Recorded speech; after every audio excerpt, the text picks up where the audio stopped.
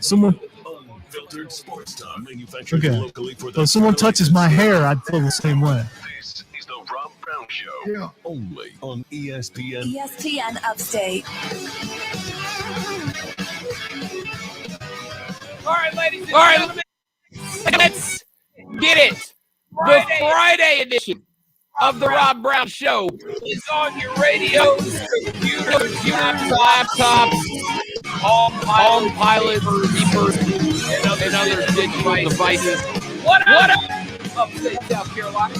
How do you do? Great to be with you once again. I am Rob Brown. The pleasure is, as always, mine. The great one, Lonzo, back in the network studio in charge of button switches, levers, knobs, and all other required equipment to get us on the air. Happy Friday, Zoe. I was going to say, I have it on good authority that today just happens to be Friday. It does. It does. So the calendar says, and so does my preparation for and excitement for the weekend. Zoe, I get to do something tomorrow that I have not gotten to do, courtesy of the pandemic, since I moved here to the great state of South Carolina. Tomorrow, Lonzo, I am going to finally take my first road trip over to the ATL. Zoe, I get to go to a Braves game tomorrow. I get to go watch the Bravos and the Phillies get it on over in Hotlanta tomorrow. That sounds awesome. I've never been. I didn't get to go to the old stadium or the new stadium just because I don't know any baseball fans. But that doesn't mean, and let's face it, I'm not one either. But I still wouldn't mind going because it's cool. I mean, it's popular in the South, and I just want to see the new stadium. I hear it's really, really nice. Hashtag Rob Brown Show Roadie. It's happening. Last time I went to Atlanta, this is how long ago it was for the Royal Rumble. Which was? I want to say 18, 19 years, something like that. So it was a long time ago. I thought you were going to do an I'm an old crack when I said I don't remember when, and you said 18. I thought you were going to go with like 1895. No. I'm not that old, but it was a long, long time ago. I have not made it to the new stadium yet either. Truist Park, since they moved out to DeKalb County, out there into the suburbanite areas where the yuppies will be the ones who will pay more for tickets. I was a little taken aback by how much tickets cost to the Braves game. And maybe this is just back when the Braves weren't three-time consecutive back-to-back-to-back division champs. But I remember in the late 2000s, early 2010s, you could go to a Braves game and sit third baseline or sit in the outfield for $20, $25 a ticket. Now they're like $30, $35 to sit up in like the tippy top nosebleeds. It's like $120 to sit on the third baseline now. But the Braves are, they're struggling right now. And speaking of, later on in the show, we're going to take a run down the NL East team by team, what has gone wrong, and what was supposed to be the cream of the crop division in baseball, that the top teams in the division are bumping along at 500 right now. We are going to break that down later on in the show. But I have not made it to Truist Park yet, so tomorrow will be the first time I get to pull that off, and I'm looking forward to that. It's going to be a good day over in Hotlanta. The Greenville Triumph have a match tomorrow. They take on North Carolina SC. Very much looking forward to that one as well. That's got the potential to be a very good match. And then, of course, next week, your Greenville Triumph will be back home to take on Human in Omaha. That game will be on ESPN The Deuce. So we're going to talk a little bit about that. The Swamp Rabbits right now on a 7-game roadie. They are away for 7 consecutive, the longest road trip of the season for the Rabbits, but they get a big 4-2 win yesterday on the road down at Jacksonville. up 2-0 at the end of the second period. They end up giving 2 back to the Icemen. It got a little questionable, a little shady there for a minute. But then 2 late goals from the Rabbits give them the full points on the road. And, of course, the Greenville Drive are underway as now a doubleheader taking place yesterday at Fluor Field after opening day on Wednesday was rained out. They get games 2 and 3 going down yesterday at Fluor Field. So we're going to break all of our local sports down coming up on the show today. Obviously, a ton of stuff to get to across the NFL, college football, MLB, NBA, etc. So with all that being said, Lonzo, let's get the show started, my man. Let's do lunch. This is a very nutritious lunch. All the food groups are represented. You guys are here. What in the wide world of sports is going on here? Lunch! Lunch!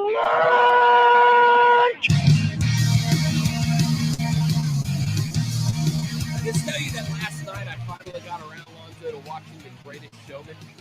You ever see The Greatest Showman yet? Here's what I did. I was in another room playing the game while they were in another room watching it. So I listened to it and realized how much that I was glad I didn't watch it. Are you a musical hater? No, it's not. Well, no, I love musicals. So watch musicals like Sound of Music, Wizard of Oz. I mean, a bunch of stuff like that when I was a kid. I'm okay with that. I mean, I don't have show tunes on my playlist, but I'm down for a good musical. I'm talking about the story-wise. Gotcha. Yeah, the story-wise, why did there have to be supposed infidelity, even though there wasn't, I think.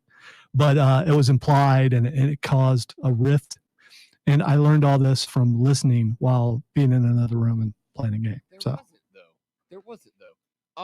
I watched it last night, and I just want to say as I'm flipping channels and Logan is on right now, it is unfair. It is unfair that Hugh Jackman not only gets to be that good looking, but can also sing and dance. Like, dude, leave some women for the rest of us, please. I'm pretty sure last night I obviously watched that movie with the lady friend. Like, I didn't on my own go, hey, The Greatest Showman, I'm going to watch this solo as a dude at the house. I watched it with the lady friend last night, and in watching it, came to the conclusion that she might dump me to date the movie. Like, not Hugh Jackman, she might just leave me to date that movie as a whole. Anyway, the lunch breakdown. The 3 most important things going on in the world of sports today. The 3 things that you have to know about. Item number 1 to the National Football League. We go. The Nash Football League, as Chris Berman might say. If it comes down to it this fall, Buffalo Bills general manager Brandon Beane said if it would give them an advantage, if it would decrease the odds that any player on his team would cost his team a playoff game, that he would cut a player who refuses to get the COVID-19 vaccination. Now, why are we bringing this up? So, and I have told you that for the most part, we try to avoid things that are politicky up until the point that they become in the face of an actual sports story. And I would argue that this has reached that bar. Brandon Beane said, quote, yeah, I would cut them because it would be an advantage, end quote. And if I'm being honest with you, Beane is right. Having a team that is fully vaccinated will definitely be an advantage. If you don't have multiple players that might have to sit out because they are unvaccinated and because they come in contact, a close contact with someone carrying the COVID-19 virus, it decreases the odds that you would find yourself in a position where players have to sit. And the NBA might be the illustration of that this year. Keep in mind, we found out earlier this week that at least 2 of the Los Angeles Lakers, one of whom is LeBron James, has refused vaccination for the COVID-19 vaccine to this point. Now, let's be very clear here. It is absolutely, entirely, and 100% LeBron James' decision whether he wants to get it or not. It is 100% entirely the decision if any NFL player wants to get the vaccine or not to. So you believe him? You believe the guy over Buffalo? You believe him? So Yeah, if Josh Allen is not vaccinated, he's going to cut him. See, it's just a PR move. It's a bunch of crap. If your star player, and you just mentioned the star player, if a star player on your team does not take it, you are not going to cut him. It's just a bunch of noise. You're not going to do it. I agree with that. So, but what I am saying is that if your fourth wide receiver or your backup offensive guard refuses the vaccination, they might get cut. I'm not saying there aren't going to be different rules for superstars. If we're being honest about life in general, there are different rules for people who are better at things than other people, especially when there are millions of dollars on the line. So what does he get out of saying this? What does he get out of saying that? What does it do? What does it do? Are you putting pressure? Are you saying you're pretty much saying that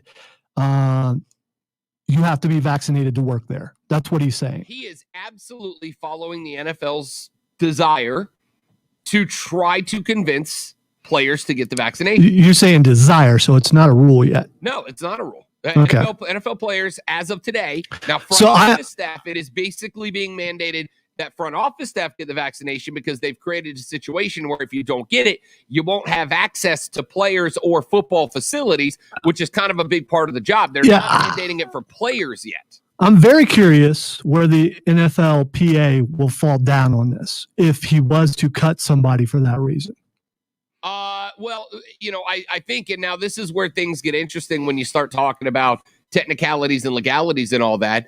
I got $50, says Brandon Bean would just go, well, that person didn't really fit in with the blocking scheme we're trying to run now. As long as it's not Josh Allen. Right. Again, I don't think a stud's going to get cut on his way into the playoffs, but I absolutely do believe that if there is a player who is unvaccinated and there's a spot where having an unvaccinated player might, and again, we got to see what the 2021 COVID protocols are going to be. If we get to a spot where the NFL starts saying if you have X percent of players who aren't vaccinated and you have a close contact, then, you'll have to start disqualifying players from being on the field, then maybe that changes things up. We're going to circle back around to this discussion later on in the show because as you can tell, there is some contention to it. Item number 2 on the lunch breakdown. Matt Rhule, earlier in the week, head coach of the Carolina Panthers, was on the Dan Patrick show, and he talked a little bit about, we played the audio for you earlier in the week. He talked a little bit about Sam Darnold, a little bit about why they passed on Justin Fields, and he gave Sam Darnold a big thumbs up. So we believe in the guy. We think the confidence is going to be there. He's in a better situation, etc. Well, now Scott Fitterer has jumped on board as well and given Sam Darnold the old thumbs up vote of confidence. Scott Fitterer jumped on a podcast on Sirius XM earlier this week, and he had this to say about Sam Darnold. Connect Sam Darnold to the draft. You didn't take a quarterback. People were wondering if you're gonna. That's not our business. That's your business. But you got him in your mind, and you're gonna exercise. You did exercise your option, I believe. But just connect what's in your head about Sam while you're drafting, because it all works together. Sure. No, we went out and traded for Sam because we saw the talent on tape. We think we can help him. We want him to kind of just flush what's happened. He's only 23 years old. He played in the media, big media market, and high round pick. Just come here, let the players down here help you out. We surround them with a lot of good talent at receiver. We have the best running back in football. We're going to have a really strong offensive line, and we've added to our defense, which all of that plays together. He just doesn't have to do it by himself.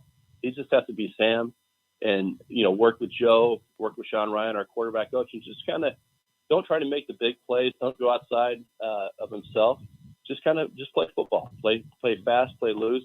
let the guys make plays with you. That's Scott Fitterer, the GM of your Carolina Panthers, saying that all Sam Darnold has to do is work with Joe Brady, work with Sean Ryan, the quarterback's coach, play loose, play fast, and let the guys around you make plays with you. Look, Zoe, I know that at the end of the day, the GM and the head coach have to buy in on the quarterback. They have to give him the vote of confidence. They have to push forward in convincing Sam that he's the guy, convincing the Panthers he's the guy, yada, yada, yada.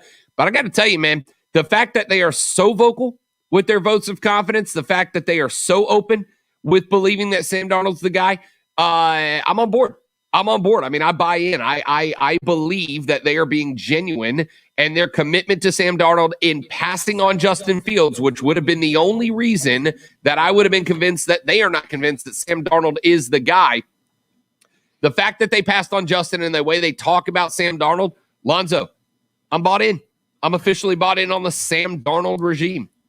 Yeah, me too. And hopefully stay that way once he gets out in the field. But we talked about a couple of weeks ago how he was already working out with people. I mean, he's showing that he's going to be the guy. He wants to be the guy. And if you're the team and you just traded for him, you see he's out there putting in effort already when other people are trying to get out of practicing. He's out there getting people to get some chemistry and get some continuity. You gotta like what he's doing so far, and the fact that they're completely behind him. Absolutely, entirely, 100%. Finally, item number 3. We'll bring that Sam Darnold discussion back up later in the show as well. Item number 3, if you are a casual NASCAR viewer, if you watch it because there ain't nothing else on, ladies and gentlemen, may I make a suggestion that you absolutely watch this Sunday's race right down the road in Darlington, South Carolina.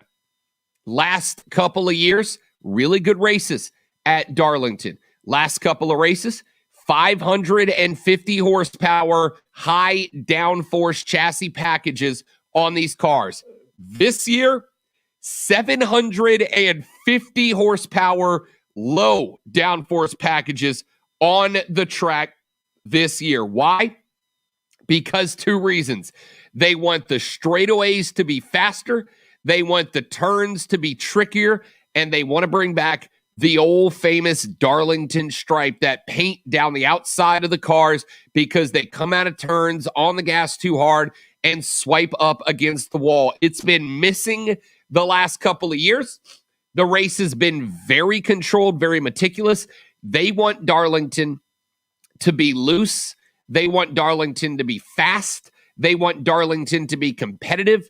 They want there to be some bang-up smash-ups. They want the Darlington stripe back. Lonzo, I make the argument, my man, if you are a casual NASCAR viewer who checks in here and there, who checks in every now and then, this is a must-watch race. They are making these cars the cars that we all envision when we see NASCAR races in our head. It is going to be an absolute banger of a race. You almost got me. What do you mean almost got you? Almost. What do you mean almost? Because you were talking to the casual fan, but I'm not a fan at all. So you almost got someone who's not a fan at all. The casual fan is probably going, yeah, I got to see this. Okay. Then I'm not going to be the guy to go, yeah, Rob, I'm going to watch it now. But you do have me intrigued a little bit. Then you should give it a shot. Little bit. I'm not saying watch the whole race. I'm saying tune in for 100 laps and see if it holds your attention. 100's kind of a commitment now. It's a 1.3 mile track, man. 100 laps doesn't take but 45 minutes to run. Unless there's cautions and things like that. Lonzo, if on the race on Sunday, I turn on the Xbox and I see Lonzo is online playing Skyrim, I'm going to send the message of flip over to NASCAR. I know you've got more than one TV in the man cave. Give it a shot. That's all I'm saying. Well, you're right about that. And in all honesty, I probably will be doing what I was doing last weekend. But if I'm home, I will check it out. I'm painting again Saturday and Sunday. You got to stop. You got to stop. You got to give yourself more time, my man. I'm helping my child out. I'm being a good dad. Stop it. I mean, be a good dad, get your kids into NASCAR. All right, let's take a break. When we come back here in just a minute from right now, we will get back into that Sam Darnold discussion. Have they sold you? Have Fitterer? Has Rhule? Have they changed your opinion on Sam Darnold? Are you in? That's next on the Rob Brown Show. This is ESPN Upstate. QC Kinetics. The Rob Brown Show. Listen on your computer and tablet at ESPNUpstate.com. QC Kinetics. Why are we telling you about the QC Kinetics? Why have we partnered up with QC Kinetics? Let me tell you, because it's a very simple reality. We have partnered up with QC Kinetics because we understand that day-to-day life can be difficult, can be very difficult if you are constantly bothered by aches and pains. It can be very difficult to get excited about picking up the grandkids when it makes your lower back hurt. It can be very difficult when playing around a golf goes from something that you really look forward to something that is a massive chore because you know that your knees are going to hurt when you get done. We understand that it's very difficult when you used to love to get out there and throw a baseball with the youngins around. But now you worry about it because you know your shoulder and your elbow are going to be inflamed and in pain when you're done. And we know that you are probably looking for a way to make that happen. And we know that sometimes you just get to, you got to have surgery. You got to have surgery. You got to get slice and dice. No, you don't. You need to talk with our friends at QC Kinetics right here in the upstate, right here in Greenville.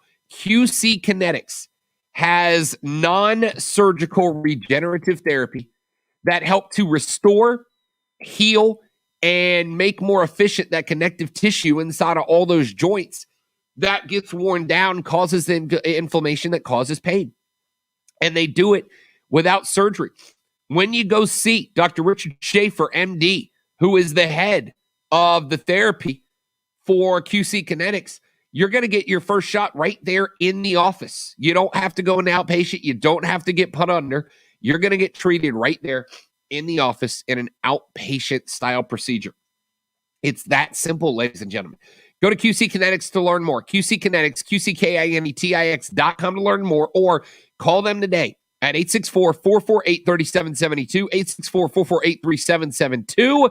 Mention the Rob Brown Show and get that free consultation underway. It's our friends at QC Kinetics.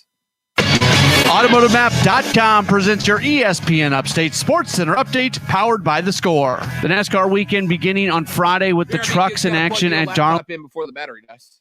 I mean, I'm not actually going anywhere. I just don't want you to have to suffer through looking at my fat behind when I lean over on the couch. I will answer your question, Keegan. Generally, there are bullet points for spots, not necessarily scripts. But I don't use one, so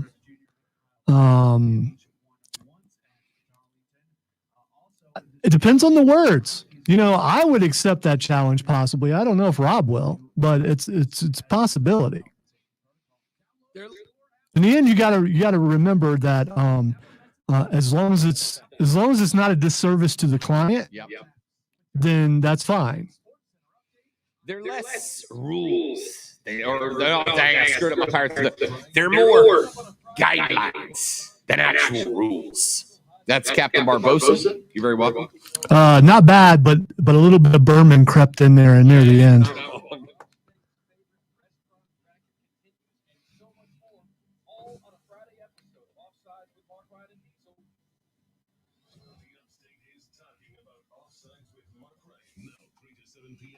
ESPN Upstate. Small businesses are constantly looking for ways to advance their marketing strategies and grow their companies. That's why Dell Technologies assembled an all-star lineup of podcasters to create this. But yeah, to answer that question, we get Zoe was right. We get a list of bullet points, and basically those bullet points work into be our live read. Like they give you bullet points and then basically tell you ad lib around those bullet points. Some clients give us more than others. Some are like, dude, do your thing. And some are like, say this, but just make it sound like your own. Prisma basically just sent me, I don't know, maybe 3, maybe 4 bullet points. They're like, hit that we're the official healthcare provider of both the universities. Hit that we have this many doctors in this many locations. And then outside of that, just kind of do your thing. QC Kinetics gives me a bit more, but I still ad-lib around that. But yeah, give me. I'll tell you what, Keegan. I'll play your game. I'll play your game. I'm not 15 seconds. And I don't think they'd be mad about it. I'll play your game. I might bring this back. So back on one of my old shows, I used to. Do you want to play a game? Back on my. Stay asleep. Well, I'll talk about more than the scores, the ups and downs, the ins and outs. Real, unfiltered sports talk. It's the Rob Brown Show on ESPN Upstate.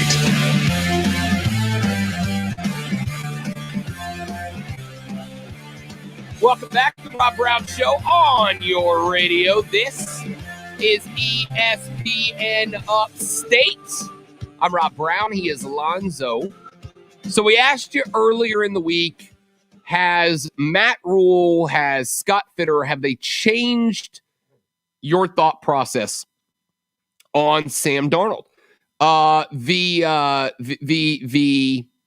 majority of the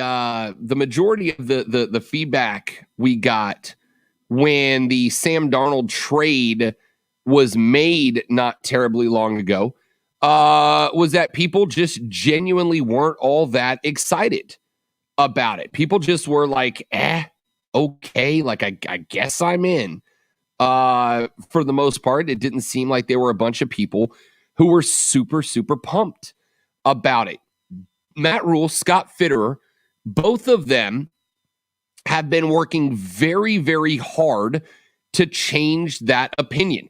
Here is what Matt Rhule had to say earlier in the week on why he believes Sam Darnold can be great, not good, but great during his time with the Carolina Panthers. Here's Matt Rhule talking about Sam Darnold. Well, when I watched the tape of Sam playing his first 3 years, I always felt like I saw moments where he made great plays, and so whether it was with his legs, whether it was making tight throws, whether it was making crucial throws, I could tell his toughness, I could tell his competitiveness, but I always saw him in every game making those plays, and so to me, he's just still such a young player, man. He's 23 years old. I mean, he's the age that most quarterbacks 10, 15 years ago were when they were coming out of college. And so to have a young player with his competitiveness, with his toughness, we just feel like we can, continue to coach him, continue to help him grow. And those flashes of excellence, we want to turn into streaks of excellence. So there he is saying that he has seen it on tape. He has seen on tape why Sam Darnold can be a great player. He's seen on tape, and he's a believer. Then we had the audio from Scott Fitterer, who also said that Sam Darnold needs to just do a couple of things if he wants to be great in Carolina. And it's basically work with the coaches, play loose, play fast, let the other players make plays with him. Connect Sam Darnold to the draft. You didn't take a quarterback. People were wondering if you're gonna. That's not our business. That's your business. But you got him in your mind, and you're gonna exercise. You did exercise your option, I believe. But just connect what's in your head about Sam while you're drafting, because it all works together. Sure. No, we went out and traded for Sam because we saw the talent on tape. We think we can help him. We want him to kind of just flush what's happened. He's only 23 years old. He played in the media, big media market, and high round pick. Just come here, let the players down here help you out. We surround them with a lot of good talent at receiver. We have the best running back in football. We're going to have a really strong offensive line, and we've added to our defense, which all of that plays together. He just doesn't have to do it by himself. He just has to be Sam and, work with Joe, work with Sean Ryan, our quarterback coach, and just kind of don't try to make the big plays. Don't go outside of himself. Just play football. Play fast, play loose, and let the guys make plays with you. So there you go. Scott Fitterer says he is in. He believes. We've talked, though, the last couple of days about ways that opinions can change. We've talked about ways that guys and football players and heck, wrestlers and GMs and coaches can change your opinion. I've talked about a few that have done that. Matt Rhule is one of them. I was not super high on the Matt Rhule hiring for the Panthers when they made it. The guy has turned my opinion around dramatically. We talked about Cameron Grimes, professional wrestler. A guy I didn't like it all, who now is one of my favorite segments of the week every week. And I think that Matt Rhule, a guy who did it for himself, who took this job with Carolina and had a lot of valid questions asked about him by the media, by fans, who is now really getting respect and love from the fans. They seem to have bought in. They seem to be on board with Matt Rhule. He is efforting to do the same thing with Sam Darnold. And I got to tell you, I don't know yet if the Panthers are going to be any good this year. I don't know where they're going to end up in the division. Will they be third like they were last year? Can they bump up and take number 2 from New Orleans? I don't know the answer to any of that yet. Here's what I do know. The first step, Lonzo, is winning over the fans, getting them in your corner, getting them to support you, getting them to support the club, getting them to come out to buy tickets, to buy in, and decrease the criticism, which makes it a little easier to focus on what you need to do on the field to make it work. And again, I don't know where the team's going to be on the field this year, but Fitterer and Matt Rhule deserve a lot of credit because they changed the narrative about both of their jobs. Honestly, both Fitterer and Rhule changed the fan perspective about them. And to me, they're doing a heck of a lot of work to get Carolina fans into the corner of Sam Darnold as well. A lot of them, and Mark Ryan said he was devastated that the Panthers passed on. You think he's still devastated? No, I got to think, because Rashad Beard, who we have on every Thursday at 1 o'clock to talk Panthers on the Panther Nation podcast, remember, he was pretty upset too. I asked him yesterday, and he said, look, dude, it's been a week. I'm over it. They clearly are bought into Sam Darnold. They're clearly building the team for Sam Darnold. It is what it is. So I don't know. Let's face it. The person we're talking about, he doesn't get over things very easily. So it's probably a year from now we'll still hear about it. My thing is, I didn't have a problem with the hiring of Matt Rhule.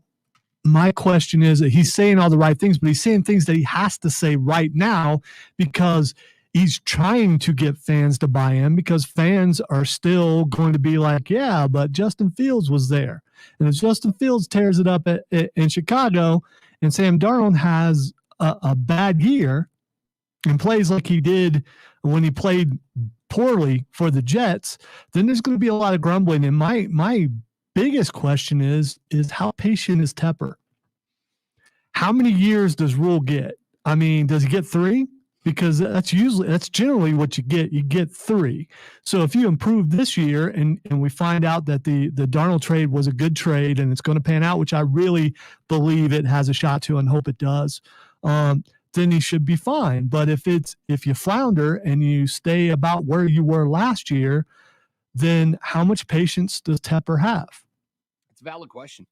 It's a valid question. And again, I think a part of that, Lonzo, I think a part of that comes from the team finding a way to all of those questions and the 3 years, or is it 5 years, or is it 6 years? All of that is tempered by fan response, right? If the fans are looking and they come into a year very happy, if they come into a year sold and you don't have a great year, if you start at 90% buy-in and you have a bad year, you end the year at 70% buy-in. But if you start at 70% buy-in and you end the year worse than you were the year before, maybe you end with 50% buy-in, and that's where questions start to get asked. That's where fans start to hold up signs outside the stadium saying, "Coach must go." The other thing is he comes from Pittsburgh, and how many coaches have they hired?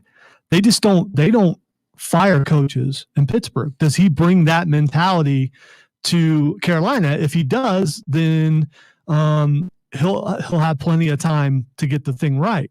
Yeah, they don't fire coaches in Pittsburgh, but let's be honest. I mean, Mike Tomlin's been there for 60 years, and it's only been the last 2 or 3 that he's given them a reason to even think about it. And on top of that, let's not forget the Steelers were 11-0 last year to start this. I love these should Mike Tomlin get fired. Mike Tomlin took a decent team and made them 11-0. They were in the playoffs by week 11 last year. Yeah, but Cleveland.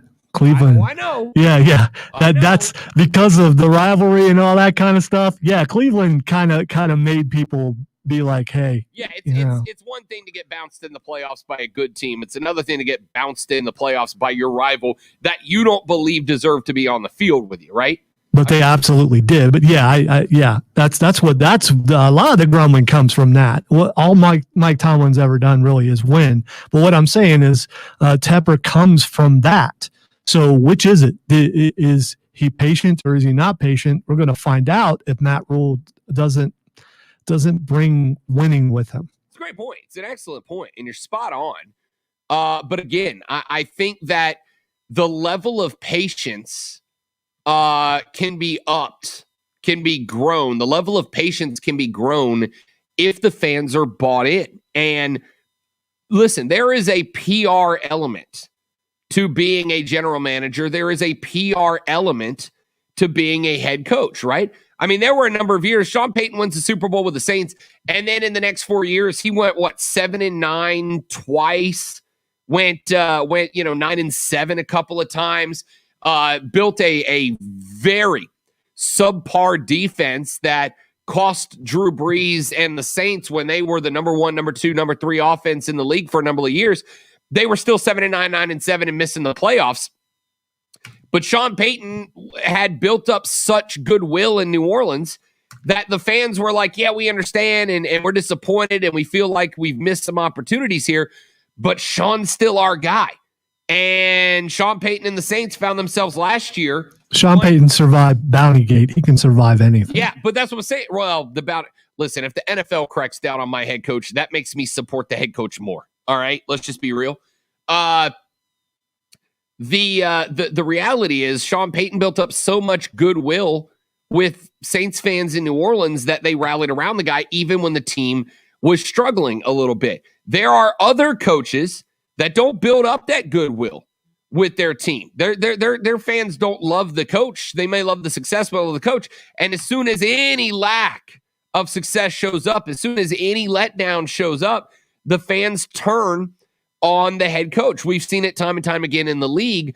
I think Rhule knows that. I think Fitterer knows that.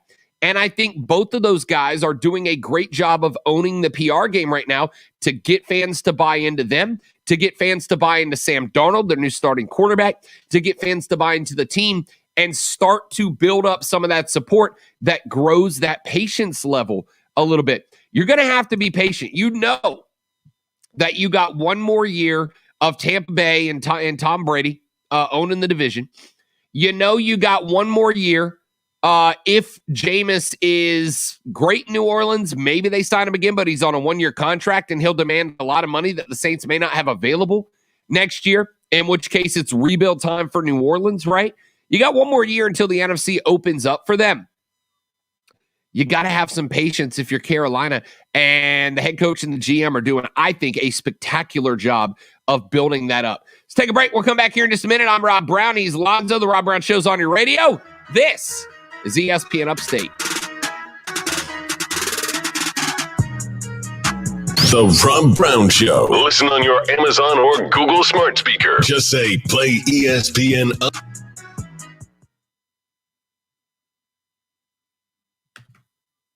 So some quick inside baseball type things, although we're not talking baseball. When you put a couple things on the website, you didn't put them in a category. Did you mean to do that? No, I sure did not mean to not put them in a category. Because I can fix that right now because I'm looking at that. And I wanted to make sure that categories and put them under our show. Yes. Yeah. I forgot to do that. If you have it up, that'd be great. Yeah, I do. So that's it was easier to ask you here than it was to try to text. So yeah, I appreciate that. I forgot to do that. Thank you.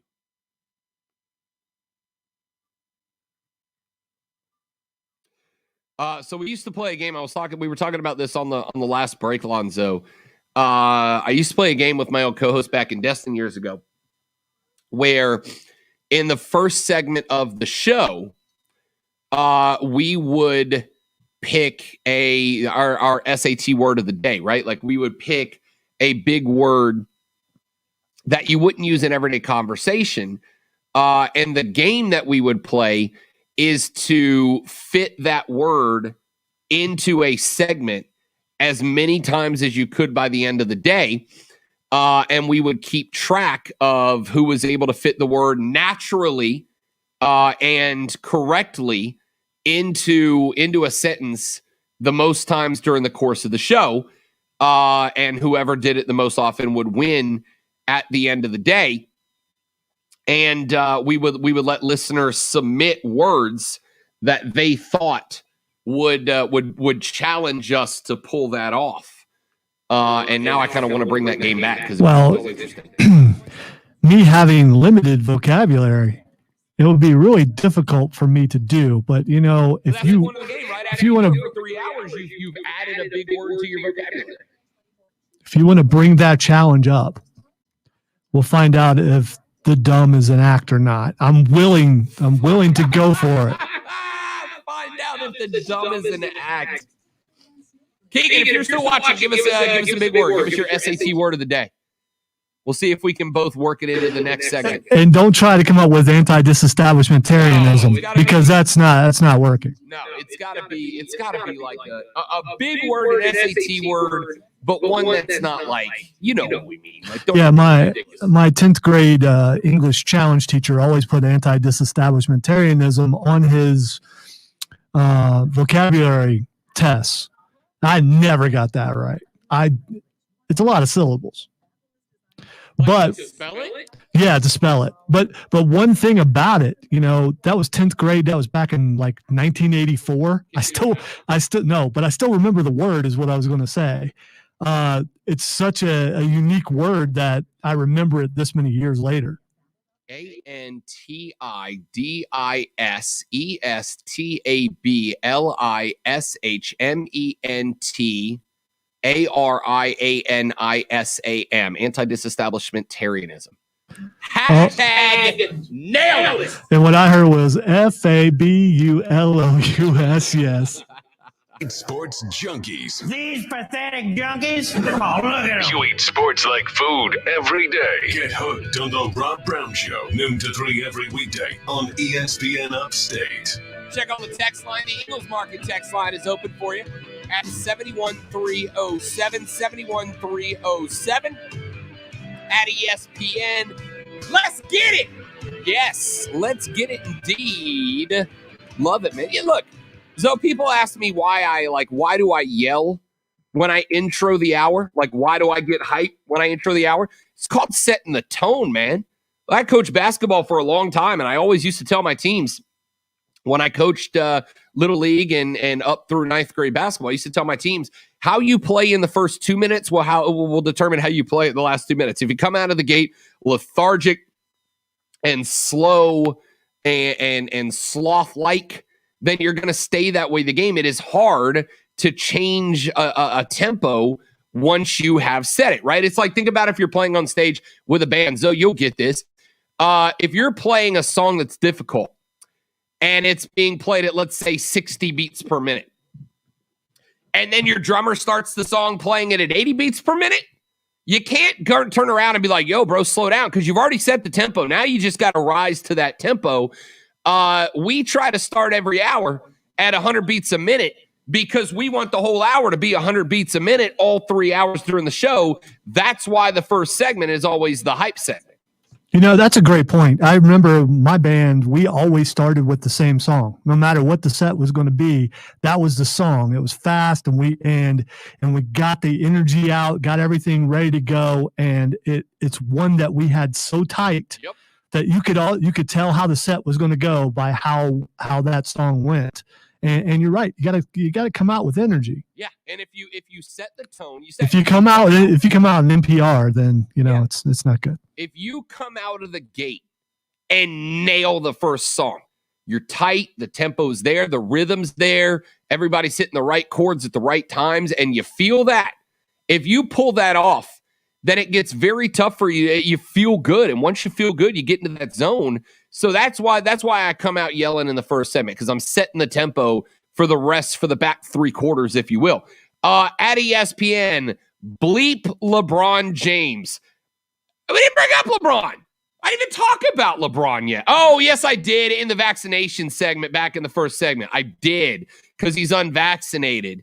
And I wonder if a player ends up in a spot where they cost, in the NBA specifically, they cost their team a handful of availability because they contract the Rona. What's that going to look like? And imagine if it's a stud. Imagine if the Lakers, who, by the way, got blown out by 24 points last night, if the Lakers end up in the play-in game, which it's looking more and more like they might, if the Lakers end in the play-in tournament and LeBron's not available for that, and that's why the Lakers can't go back-to-back, imagine the reaction. At ESPN, were the geese in the audio you just played there, or do we need to send you reinforcements? I am worried about your safety. If you were watching on the stream and you saw me laughing, that's why I was laughing. When you played the audio, the geese were strong. They were coming really, really strong. And I was thinking the same thing. Is that in the audio clip, or is that the geese behind Rob? And I know Rob probably didn't turn his mic off because I heard him breathing. Oh, no. So I'm guessing that was the live geese. Yeah, that's it. And by the way, Zoe, and for those of you on the stream, this is why you got to join the stream. We can show you stuff behind the scenes. This was from my apartment 2 days ago, Lonzo. I am showing Lonzo a picture for those of you who can't see. The geese have moved from the lake in my backyard. A number of them have now begun to sit up on top of the apartment building that I live in. These little bombs away! They have learned my weaknesses. They have studied me. They have done their research. They have made tactical decisions to gain superiority over me. They now are up on the roof of my building, looking down at me, taunting me, Rob, as I walk through the parking lot. Rob, here, there are a lot of hunters in the audience, a lot of bow hunters. Now, you can stealth bow hunt, and it doesn't make a lot of noise. You can be out there at night. That guy that's up on the roof right there, boom, he's gone. Then you can get rid of the evidence either by clicking it or, taking it somewhere. And I can't get on the roof of this building. It's a 3-story tall building. Yeah, but there's some good hunters out there that can teach you how to bow hunt and nail that thing from up there. He's just begging for it. I could absolutely pop this joker, no question asked. The problem is I can't hide the body because, see, in front of where he's in a tactically sound position, because on the front and back of him, the roof is sloped to where the dead goose with an arrow sticking out of him would be noticeable by everybody else. Which is why you do it at night. Which is why, no, he might roll off of there. People in the building behind me can see the top of my roof, so there would be a dead goose with an arrow sticking out of it. By the way, an arrow telling you, as Mitch Hedberg would point out, exactly the direction the murder came from. Oh, we should go that way, right? This goose has gained tactical superiority over me. He honked at me yesterday as I was walking through the parking lot in a way that he was only staring me in the eyes and saying, Lonzo, don't try it, Anakin. I have the high ground. And he knew it. All right, hunters out there, you've got some tips that you could send to Rob. There's a way to stealth. It's highly illegal to murder a goose. Well, there's a way to stealthily take care of the problem, I'm sure. Yeah, and then the other 70 of them in my backyard, they know what happened too, and they'll know who did it. So you're afraid of the war. Retribution. Okay. I gotcha. Quick break. I'm back after this with the rest of those texts. Wrap up the first hour. The Rob Brown Show rolls on. It's ESPN Upstate.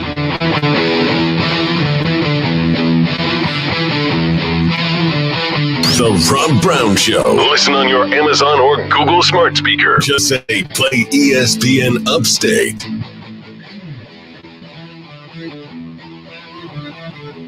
That's a sick riff, but it needs some drums behind it.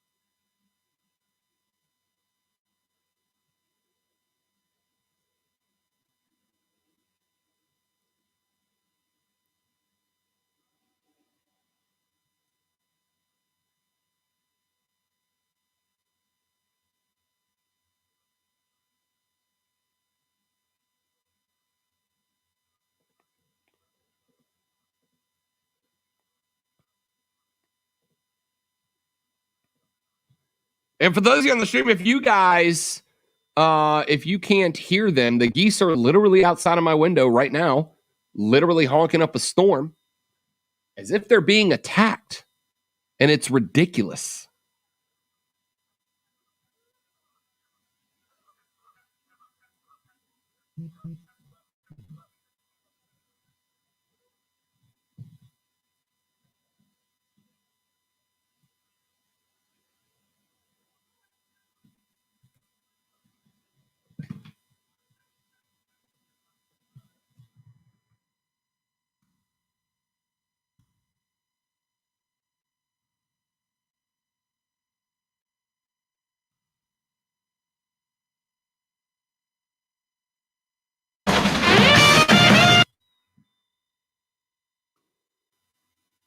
Did you see that we have received our SAT word, Lonzo? It is grandiloquent, meaning lofty in style, as in Cam Newton is grandiloquent.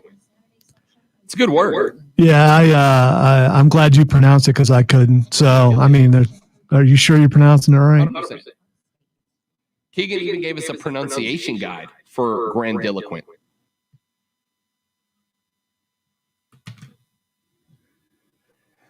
As in Rob showing up in his Millennium Falcon shirt and Lonzo showing up in his Nightwing shirt are the epitome of grandiloquence. Well done.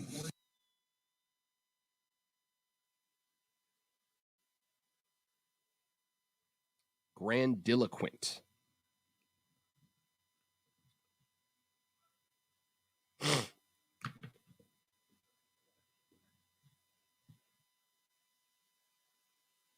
See, I think they need to come up with a word that they use themselves that other people don't use very often.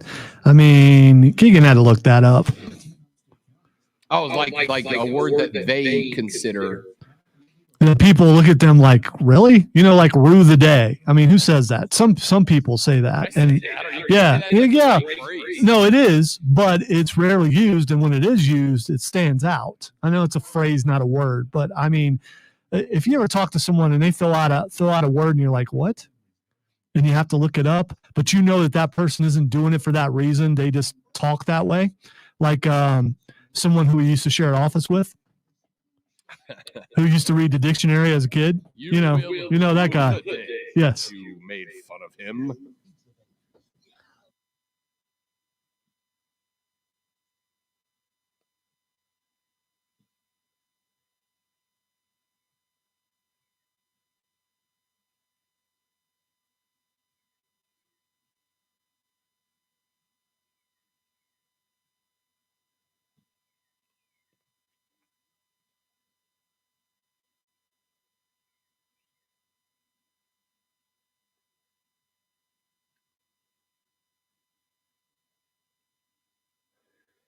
So Logan is on, and I've got it on in the background.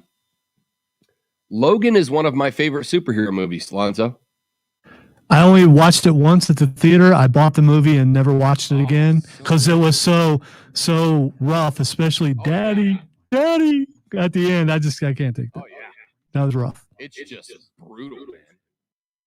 But it's gritty and it's real, dude. Like, it's the realest. It's the most believable superhero movie. It's just real.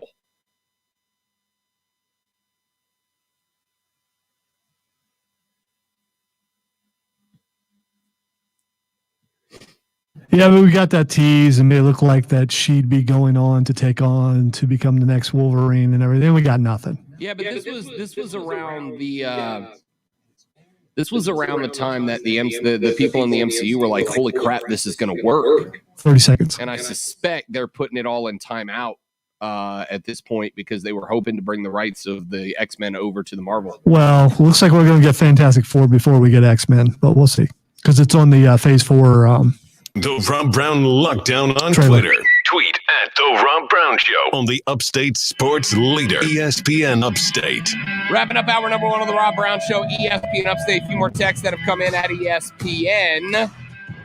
Frank Ragnow, a.k.a. The Fractured Throat, is now the top paid center in the NFL. Yeah, you know what? He deserves to be. Anybody that keeps working with a fractured throat deserves an income bump.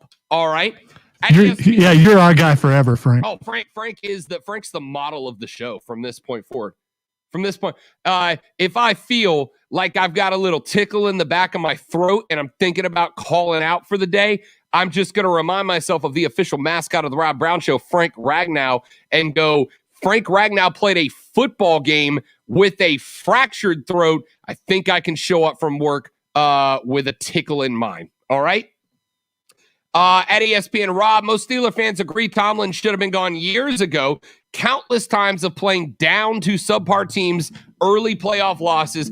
Big Ben has wasted away a Hall of Fame career under an average head coach. The Steelers started 11-0 last year despite him, but the meltdown against the Browns showed that he's not a great coach. That's from Big D. D, appreciate that text, buddy. 844-GSP-ESPN. The phone lines are open. It's Friday, y'all. Let's have a party. I want to hear you guys. Come host the show with me in the second hour. Back after this on the Rob Brown Show. This, ladies and gentlemen, is ESPN Upstate.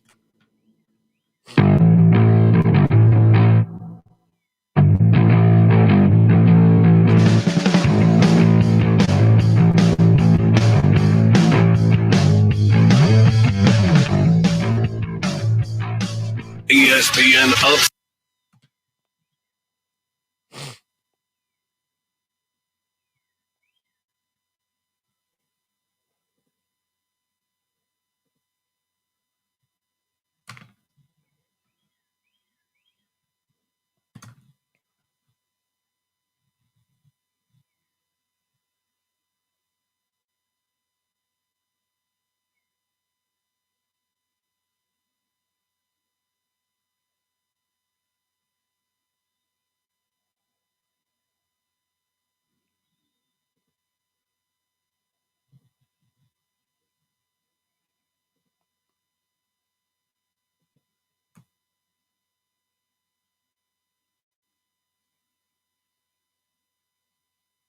Don't you love when you are trying to do something and then you hear the computer sound like a machine gun?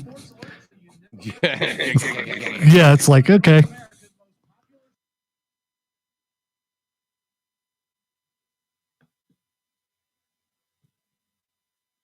Computer saying, bruh, I'm just not feeling it today.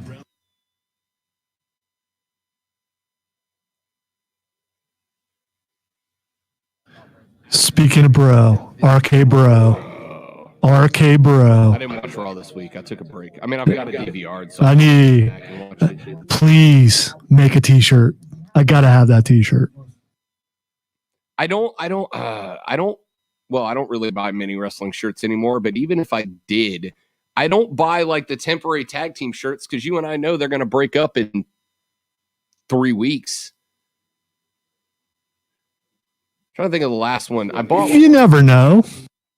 I bought one at one point of a tag team. I almost bought an Undisputed Era shirt, and then I'm like, no, because I know what's coming in 2 weeks later. All right, collector's item. I mean, you know.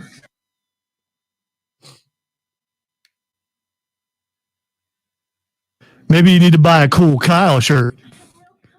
I mean, if I was a wrestler, that'd be me. Although, I haven't looked to see what the Cameron Grimes shirt looks like. I might have to pick me up one of those. If he has a shirt. NXT doesn't always give their people shirts right away.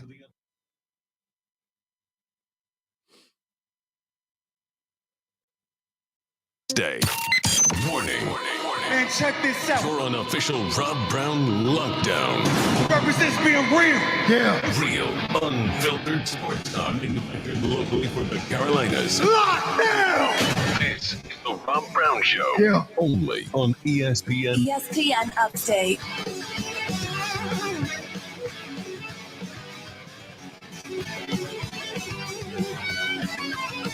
Howard Gimenez of the Rob Brown Show is on your radio. This is ESPN Upstate. Hello, Upstate South Carolina. What's happening, y'all? Good to be with you again. I am Rob Brown. My man Zoe Hashtag Dad Kicks, Colonel Grudge, the conductor of the Symphony of Sound that is the Rob Brown Show, the Alpha and the Omega of ESPN Upstate, the great one, the content cash cow. Yep, that one.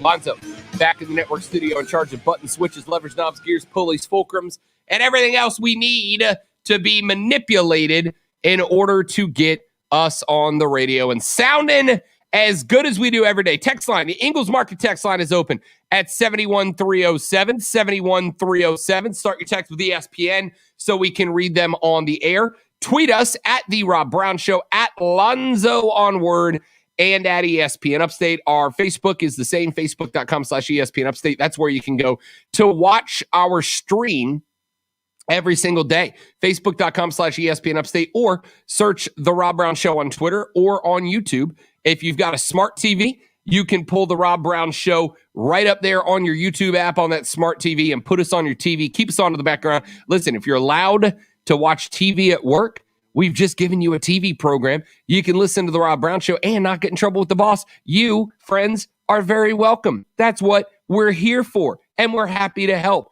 Lots of stuff to get to in this hour of the radio broadcast, but I want to get back to a conversation that we had brought up in the lunch breakdown back in the first segment. If you miss it every day, right at noon, we do the lunch breakdown, the 3 things you have to know before you go talking sports with your friends, family, coworkers, or the dog on your lunch break. And item number 1 today was a comment that came from Buffalo Bills GM Brandon Beane.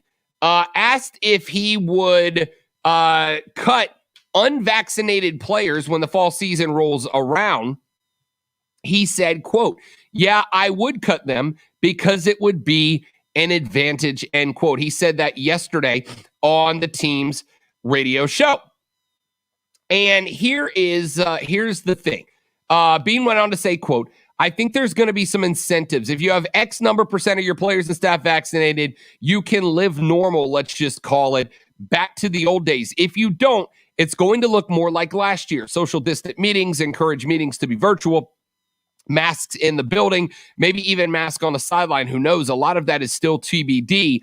I hope that if those are the rules, that we'll be able to get enough people vaccinated and not have to deal with all the headaches." He went on to say that as far as the Bills were concerned, that the virtual meetings, quote, were not as productive as before. I mean, you guys saw it in the field house. We had 3 and 4 team meetings going on, and sometimes you're talking over each other, but it was the only way to pull it off and be socially distant. So it would be an advantage to cut a player and fall under that umbrella. So what he is saying here is that if the NFL does, and they are still working out the protocols for 2021, if the NFL does create a protocol that says and I don't know what the number might be, I would suspect that they will probably set it above what is scientifically expected to be the lowest number to be considered herd immunity, which is, I believe, 70 to 85%.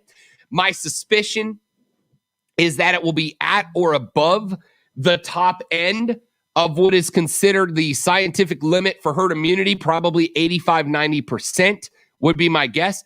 But if they say that you can have in-person meetings and you can have unlimited workouts and you can have more than X amount of people in the gym or in the meeting room at the same time, and you cannot wear masks around the facility, and everybody in the facility can be in the same room at the same time, and maybe most importantly, you don't have to go through all the extra hoops and hurdles on game day if X amount of your team is vaccinated. I think the point that he's making here is, let's say of your 53 players, that 47% of them have to be vaccinated in order to lift those protocols, and you're at 46, and let's say there's one guy on the team, or let's say there's a handful, let's say there's 6 guys on the team who refuse the vaccination, right? 6 guys on the team that refuse the vaccination, and you only need one more guy on the roster to meet that quota.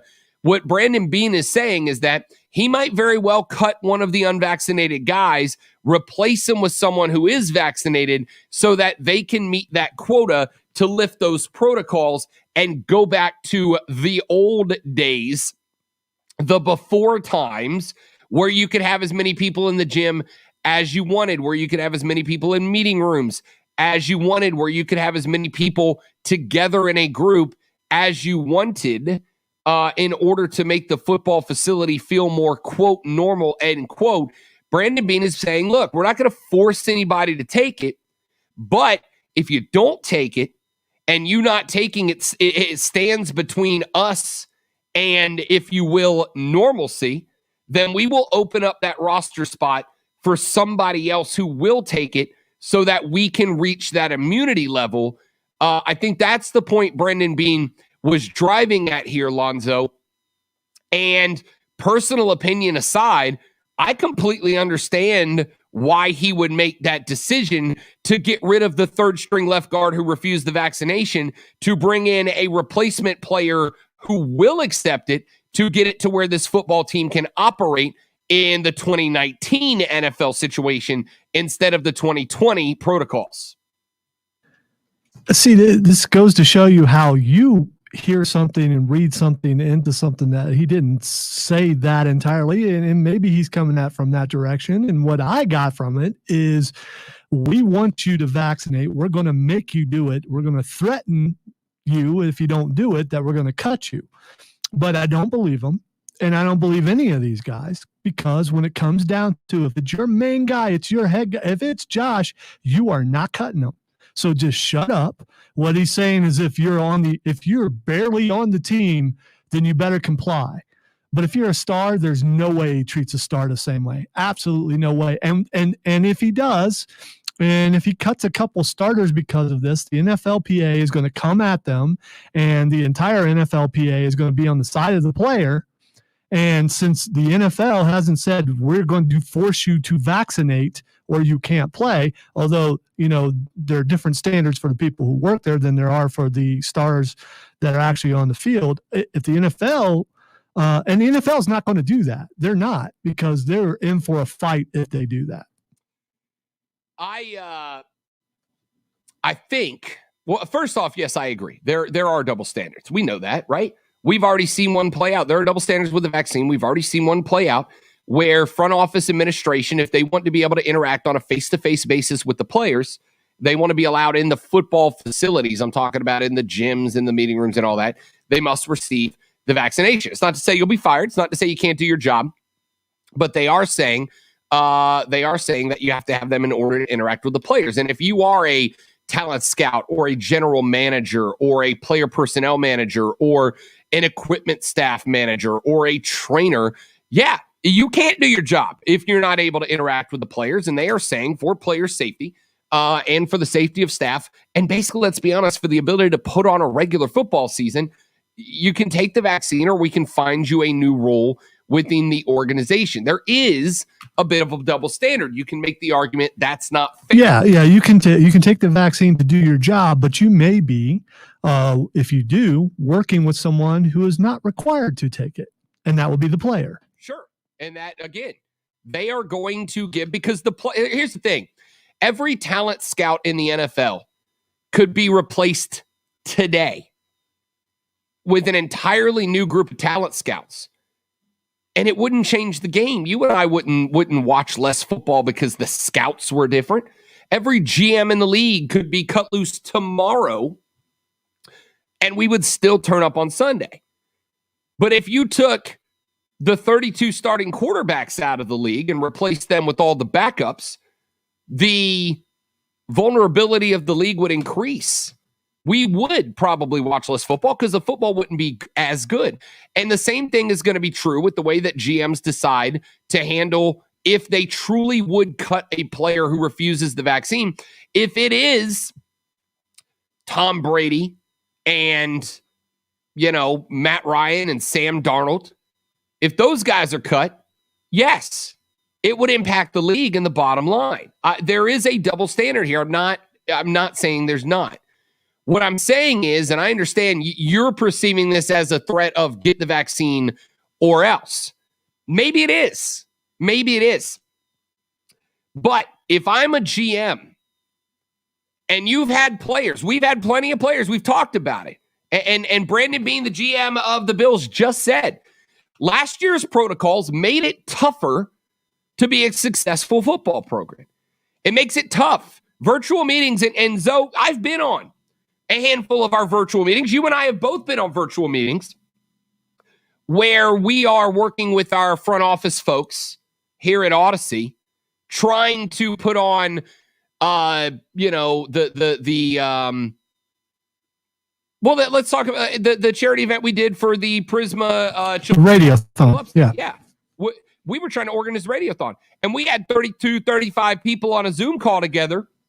And, somebody would say, do we have any questions? And you'd hear, because 13 people were all talking at the same time. It doesn't have the organic flow that it has when people are in the same room interacting. If I'm a GM of a football program and I understand that the efficiency of work is done and is better when all my guys are together in the same place.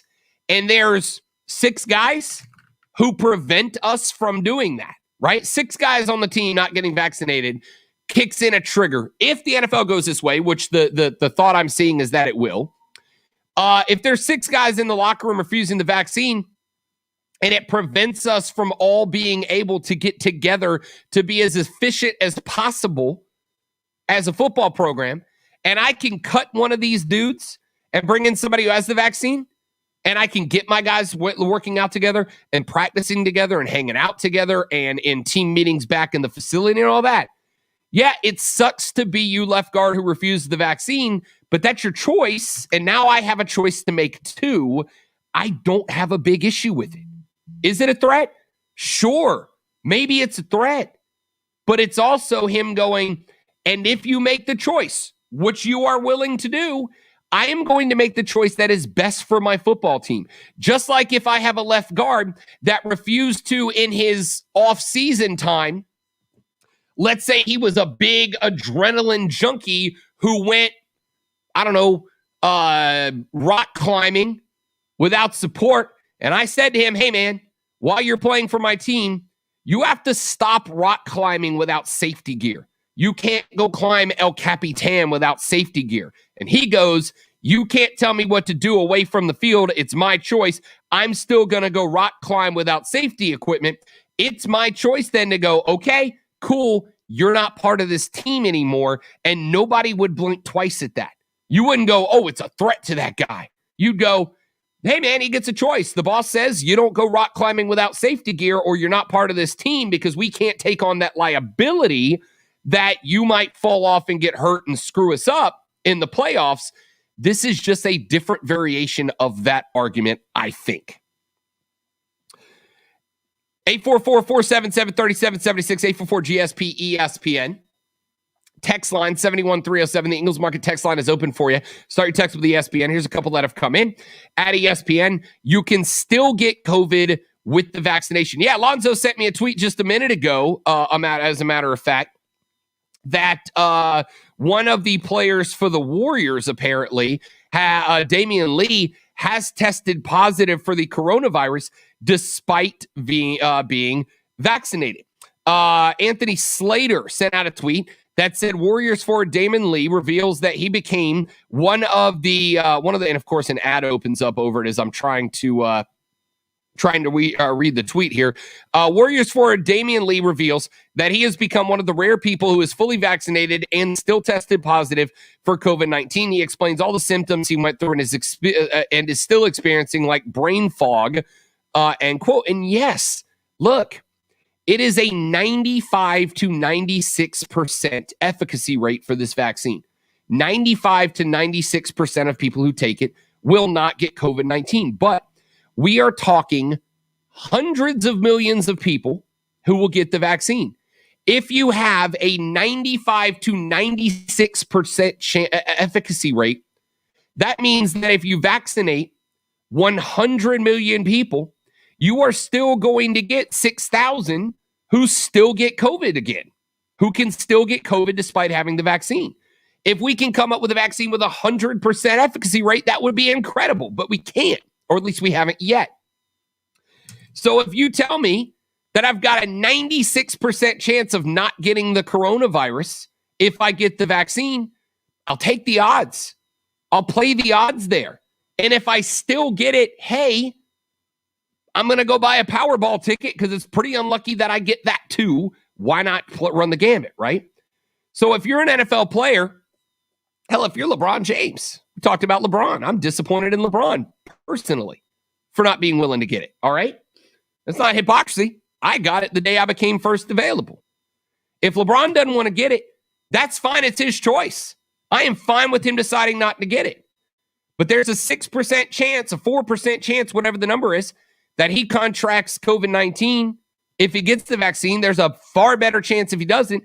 And if the Lakers miss the play-in and lose in the play-in because LeBron's not available, then that's the ramifications of his decision. Lonzo, you're shaking your head violently no at me. I wouldn't say it was violently. If I shake my head violently, things will break. Okay. You were shaking your head vigorously? Is that a better word? The effort that it takes to shake my huge noggin, vigorous would be an apt description. Okay, let me rephrase that. You're shaking your head no at me. Would you like to contribute your thoughts on why? No, I would not. All right. Good enough. 844-GSP-ESPN, 844-477-3776 is the number to be a part of the show. Text us at 71307, 71307. Let's take a break. We are back after this on the Rob Brown Show. Rob, Lonzo, and you right here on ESPN Upstate. Golf cart. The Rob Brown Show. Listen on your computer and tablet at ESPNUpstate.com. The 2021 Upstate Golf Card is available now. Listen, let me just cut right to the chase. $99 get you a round of golf at 9 of the most beautiful, prestigious golf courses around the Upstate. $99. And you are playing golf at 9 different courses. That is less than $15 a round, less than $1 a hole, right? It's over $450 worth of golf. We're giving it to you for $99, ladies and gentlemen. Is that a great deal? Of course it is.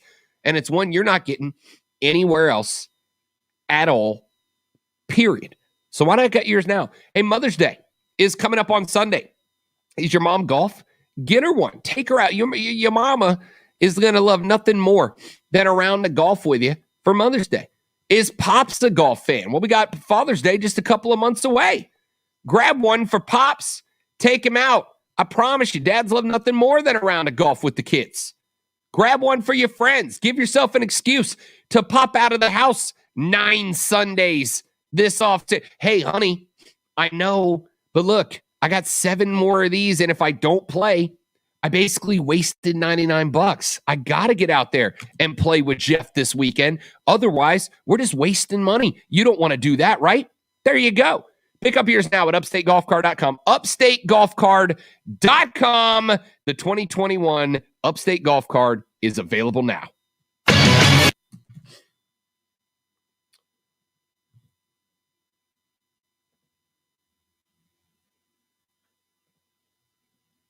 Lonzo, who's your favorite former NFL player? Lonzo left. All right, I'm going to make it Doug Flutie when he comes back.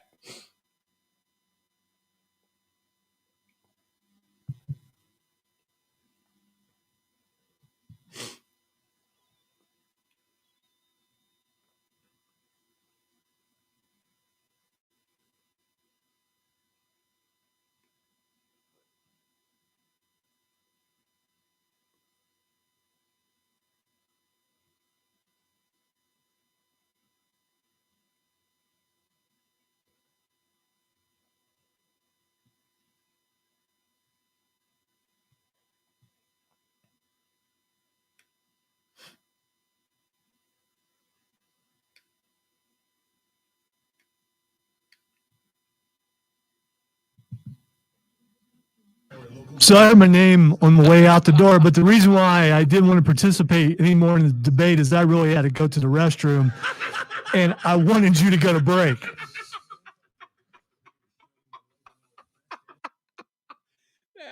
man, that's beautiful. I asked, who is your favorite former NFL player? Alive or dead? Doesn't matter. Just former player. Derek Thomas. All right. It was Derek Thomas. Now it's about to be Doug Flutie. Lonzo. And here's why. Did my screen share work? Yes. All right. This Lonzo. Can I make it full screen? Here we go. Flip over to that. Let's change that one. I'm about to make Doug Flutie your favorite character because it turns out, Zoe, that Doug Flutie is a passion project, has built in his garage a full-scale replica of the original Adam West Batcave, up to and including ownership of, let me see if I can find it. Where is it? Including ownership of an OG Batmobile. Which is that's Right that's sweet. Wonder if he bought. Well, no, he didn't buy Jerry Lawler's because Jerry still has his. Yep. He got his own. He has on the wall painted the replica that is the road out of the Batcave. Here, let's see if I can do this. Do this tour properly, if you don't mind. Yeah. Pictures. 30 seconds. Batgirl. He's got signatures from the original cast. He's got the original cow from the show. He's got in his Batcave, though, he has a William Shakespeare bust, like in the mayor's office. With when you tilt the head back, there's a button inside. That's not the mayor's office, is it? Well, go ahead. Anyway, that open back there. Sorry. Yeah, in Bruce's mansion. How dare you? I know, I'm an idiot. You push the button inside, and on the back wall, it opens up a movie theater curtain that reveals a screen where he has cataloged all of the original Batman TV shows. That is so cool. Messing around. Real, unfiltered sports talk on the Rob Brown Show. ESPN Upstate. Listen, there's kind of this unspoken rule amongst on-air personality that if one of your co-hosts or friends in the biz says something to you behind the scenes, that it does not qualify as on-air content unless you ask them, may I share this on air? All right? That, at least for me, that's an unwritten rule. Go if for somebody it. says, oh, I was going to violate my own rule vigorously here, Zoe. I have a rule that if one of my co-hosts or my producer says something to me behind the scenes, if I want to say it on air, I ask, hey, man, is it cool if I share that on air? Because very frequently, like we say things to each other that maybe we don't want for on-air consumption, but we're friends. Yeah, by the way, I learned, especially on the last show I was on, that if I don't want something to go on the air, I say don't put that on the air, and sometimes the people don't listen. Yeah. But for the most part, professionals actually, if you tell them, hey, don't do that, they won't do that. So that's always been my rule, right? If Zoe says something to me off the air, if we're texting back and forth about a UFC fight on a Saturday night and he says something I love, I'll go, hey, can I say that on the air? Do you want to say that on the air? Whatever. Zoe said something to me in our last break, and this is why you have to join the live stream at facebook.com/ESPN Upstate, twitter.com/The Rob Brown Show, or on YouTube by searching The Rob Brown Show. We ended that last segment with a topic that can be seen as somewhat contentious. And as I was making my opinion known, Zoe began shaking his head, relatively speaking, vigorously, relatively for how he normally shakes his head at me very frequently. So I said, do you want to offer your opinion? And Zoe said, no, I do not. And I'll be honest, I thought to myself, ladies and gentlemen, this is it. The moment that I have finally genuinely offended Lonzo on the air with something I've said, creating an awkward situation, because I don't like conflict, and I certainly don't like conflict with my on-air partner, and I certainly don't like conflict with my on-air partner when I consider that person a friend away from the air as well. And I thought, now I have to apologize to Lonzo because I crossed the line. And we go to a break, and Lonzo very quickly just gets up from the chair and leaves. And I'm like, oh, he's ticked. He is furious with me right now. Not ideal. And then he comes back, and Lonzo says to me, the only reason that I didn't share my opinion to end the segment was because I really had to go to the bathroom and I wanted you to go to break faster.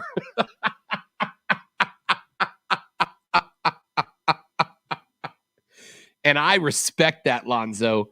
I respect that. He didn't want to make the announcement to the entire radio universe that he had to use the restroom. So he just said, I don't want to talk anymore, and ended it. It worked. It absolutely worked. It absolutely worked. 844-GSP-ESPN, 844-477-3776 is the texter, 71307. A couple of texts that have come in at ESPN. I have to agree with Lonzo. No way would they cut a star player for not taking the vaccination. That's from Big D. To be clear, I agree with that sentiment. I agree with you. If Julio Jones doesn't want the vaccine, he ain't going to get cut. Let's be honest. Man, we've had a running theme for the show this week, Lonzo, and it is sometimes life's not fair. Sometimes it's not fair. There are rules for you and not for people who are superstars. I promise you, and I won't call them out by name, but Lonzo, back me up or just leave me to flounder out in the wind. There are a couple of people in on-air positions around the building that are the superstars of our entire cluster. There are people in the building who have posters of their faces and their show literally lining the walls of the hallways in our building. I promise you, Lonzo, that those folks on a few different stations, those folks could get away with infinitely more on and off the air than I could. Things that I would do and say that would get me disciplined vigorously, that would get that they wouldn't be in the first bit of trouble for, because they are the superstars of the station. Lonzo, am I crossing any lines by saying that? The funniest thing you said was could. Yeah, they're not getting in trouble. Right. There's no could to that. And you know what? For the most part, they have fought and earned that position, and that's what happens with success. That's part of it. Yes, absolutely. Back years ago, I worked in television. There was and I'm not going to put out names or where it was, because I really like the guy involved. But we had a front desk anchor, a main anchor, who got himself into a world of trouble. Did like a lot of illegal stuff one night while under the influence of alcohol. Like some crazy stuff. And you know what happened to that guy? He got suspended from air for a few months. He got to go through therapy and rehab. And now he's back on the air as a front desk anchor. And he's a great guy who had a mental breakdown and made a lot of mistakes.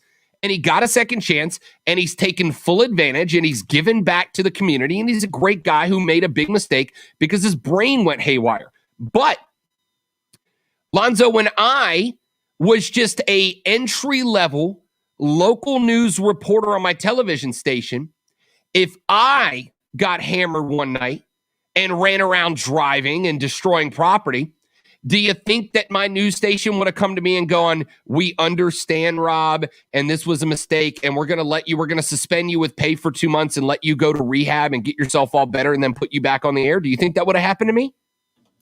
I'm guessing probably not. Not a chance. But you know what the difference was between him and me? His face was on billboards all across the area. He was a name in the market. He had been on the air for better than a decade at that point. He was trusted by the community until they broke that trust, and he had to earn it back. But he got away with it. Not got away with it. He paid his crime. He paid his time. He paid his dues, right? But the point is, yeah, of course they're not gonna punish a star. But they will cut the entry-level TV reporter, right?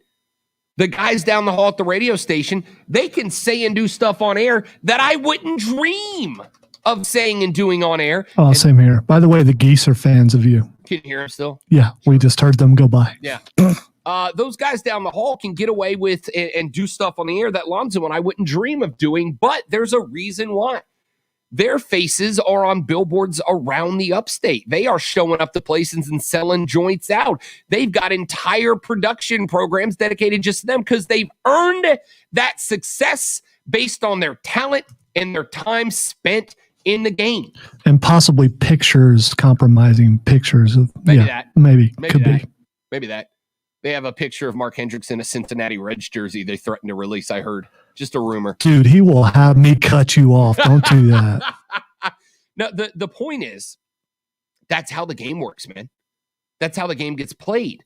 Of course, the Sam Darnold's not getting cut if he doesn't get it. But the left guard will. The left guard will, right? At ESPN, for once, Queen James is smart. He's a physical specimen. Why take an unapproved jab that will have his body forever changing, making C19? I don't know what the last half of your text meant, but look, it's your choice. I mean, the vaccine is approved. That's why you can get it, right? That's why you can get it. It was approved. Yeah, a lot of things are approved in 5 years from now. Did you take this? You might be eligible to be a part of this lawsuit. Sure. Of course, that's a solid maybe. But I just received a text from, and so did you. He From, said,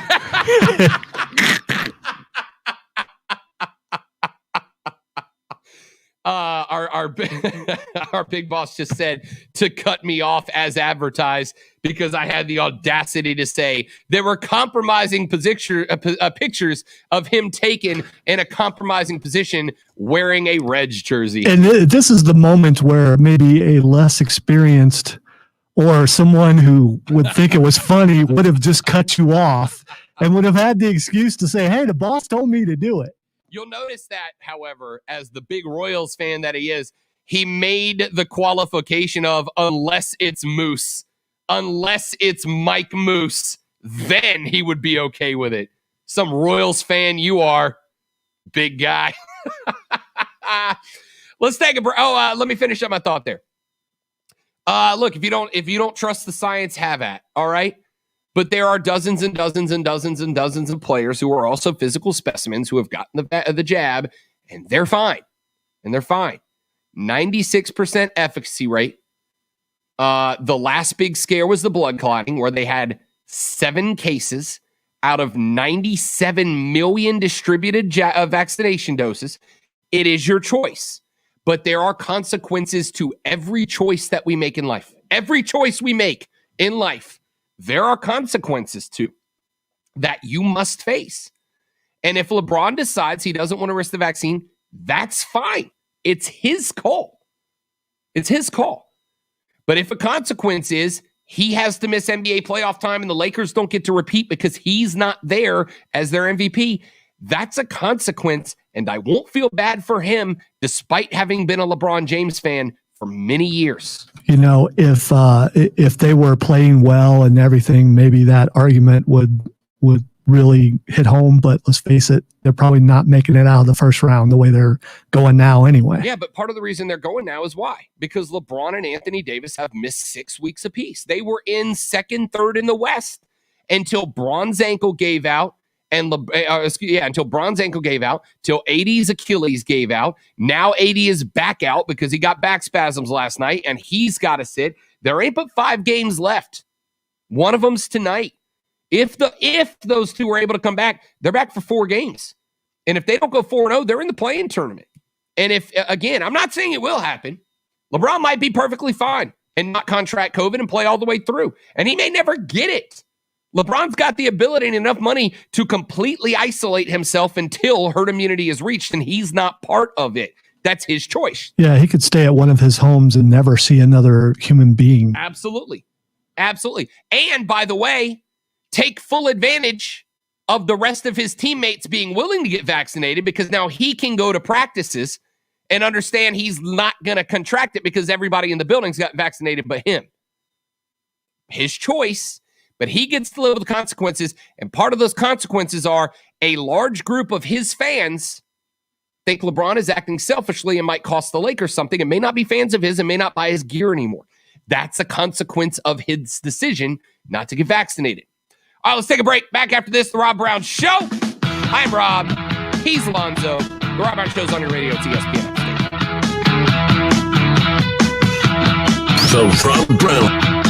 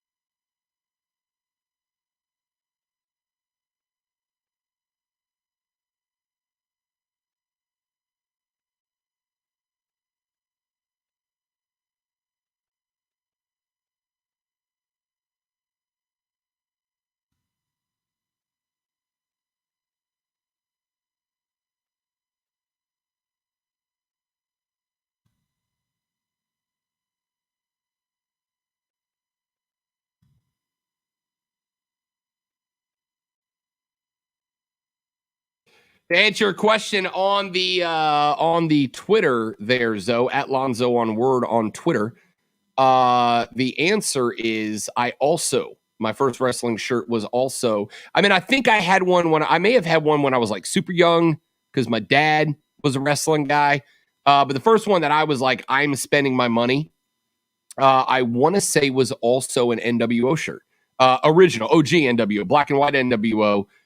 Before they, like, there came up, I kind of backed off the NWO after a while, though, because it got to the point that it felt like everybody in the WCW was in the NWO. Like, you're not the bad guys. Because they pretty much was, yeah. You're not the bad guys when you're everybody. I think I would appreciate it now a little bit more than I did as a kid.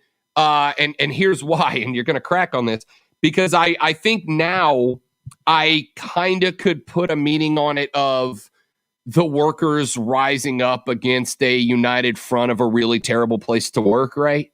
And it would have a different meaning. But as a kid, it just got to the point where I'm like, it's not cool when everybody's part of that group. So when they split, I was also a huge fan of the Wolfpack. But I also realized, though, that a chunk of that had to do with me following the Outsiders, because Kevin Nash and Razor Ramon was the first dude that made it cool to be the bad guy, to have a little cockiness and arrogance to you. So I became a red and black fan years after the NWO. But I think the first shirt that I definitely owned was the New World Order. Yeah, I actually was had people with disdain towards me for having the Wolfpack shirt and not the black and white. The black and white were they were a little upset with me. So Don't turn your back on the Wolfpack. And I love the entrance music. I mean, the entrance music was great. So good. Don't turn your back on the Wolfpack. I still would like to unfollow Kevin Nash on Twitter, but if I do, he has this thing that pops up that's kind of threatening and makes you have second thoughts about it. I don't know if he'll find me or what, but every time I think of to unfollow him, it's this disclaimer, this warning comes up. I don't know. Really? Yeah, it's weird. I've never seen it before. It's kind of cool and kind of scary, and I could just go ahead and do it, but I will find you. Well, I forget what it says exactly. A particular set of skills that make me a nightmare to people like you. Let's face it, he's getting older, but he's still in great shape. So Still kick your rear. yeah, he would. Mine too, for the record. At the same time, probably. Probably an handicap match. Call 844-GSP-ESPN. Text keyword ESPN and your message to 71307. Get in the game on the Rob Brown Show. Only on ESPN Upstate. All right, the Rob Brown Show rolls on. This is ESPN Upstate. If you want to get your thoughts in on Brandon Beane's announcement that he would cut a player from an NFL team, from his NFL team, the Buffalo Bills, if he refused the vaccine, you are certainly welcome to do it. So what is going on in the NL East right now? The NL East was supposed to be the division in baseball, right? It was supposed to be the cream of the crop. Philadelphia overhauled their bullpen after their relievers posted a 7.06 ERA in 2020, the second worst mark in MLB history, but the reliever, they're still not there. The Nationals were able to add a couple of big names, and Steven Strasburg is still there. Max Scherzer on that squad. What's going on with them? They get swept. Good news for the Bravos is that they are on a hot streak right now after sweeping the Nationals. The Braves, though, still sub 500. I mean, Freddie Freeman just not showing up. What's wrong with that? And what about the Marlins? The Marlins were in the postseason last year, right? They were in the postseason. They were supposed to be a punching bag last year. They made it in. What is going on? So I decided to take a team-by-team look at the four teams in the NL East to figure out exactly what in the world is going on. And I'll start with Philly right now. Philly comes into Atlanta for a 3-gamer this weekend, Friday, Saturday, and Sunday against their NL rivals. I mentioned a second ago, last year, the relievers, the second worst mark in MLB history, a 7.06 ERA. And they were supposed to have fixed it, right? They overhauled the bullpen. They were supposed to have some guys. Also, their lineup looked really good as well. Andrew McCutchen, Alec Boehm were supposed to really be the inside guys that gave them a ton of RBI production. But it's just not been there. Now, the Phillies are in first place in the division, or we're in the first place in the division entering this week. The Braves have made up some ground there. And the NL East right now is, look, it's still wide open, though, right? Like, it's still wide open. It's nobody's game. But the Mets are at right now, the Mets are at the top of the NL East. They are just a couple of games over 500, but they just got there, right? They've won a couple to bump themselves up to 17 and 15, and they are 4-9 on the road. They're not a good road team. So what is going on? Well, the bullpen that had a 7.06 ERA last year that got a lot of additions was overhauled. A 4.9 ERA right now. That is 25th best in baseball. And the guys that were supposed to really bolster the lineup, Andrew McCutchen is batting 191 on the year. The Mendoza level would be a vast upgrade for McCutchen. Alec Boehm, only a 588 OPS right now. Neither of their lineup guys, their big names in the middle of their lineup, are having great seasons so far. Now, can it be fixed? I don't know. They showed last year how a bad bullpen can take a good team and tank them. This year, they have a bad bullpen, and the heart of their lineup just hasn't shown up. Now, again, they've looked better this week. Is this the turnaround point for Philly? Maybe. But even if McCutchen, Boehm, and the rest of that Phillies lineup, Didi Gregorius and company, start slugging the ball, we have seen that in postseason baseball, a bad bullpen can be your undoing. It happened to the Braves last year. It happened to the Marlins, and it happened to the Phillies. So they are going to have to figure out how to get that bullpen playing better. And to the answer, I don't know how you do that. I mean, I would suspect the Phillies will be a team that will be looking to add some bullpen help sometime in the very near future. Certainly, before we get to the All-Star break, though maybe it'll be a little bit closer. They're not necessarily in a panic right now. And they shouldn't be in a panic. They're still on top of the division by a couple of games in the NL East right now at 17 and 15. The next team up is the Mets. The Mets at 13 and 13. Another 500 ball club. Another 500 ball club. Now, granted, I don't think we can. I mean, we came into the year with some expectations for the Mets, but that offense has been anemic. In fact, earlier this week, the Mets fired hitting coach Chili Davis. In fact, on Monday, they fired the guy. Entering Wednesday, The Mets were last in the league in runs scored with 76, last in the league in home runs with just 18. They were batting just 208 with runners in scoring position, which is worst in the National League.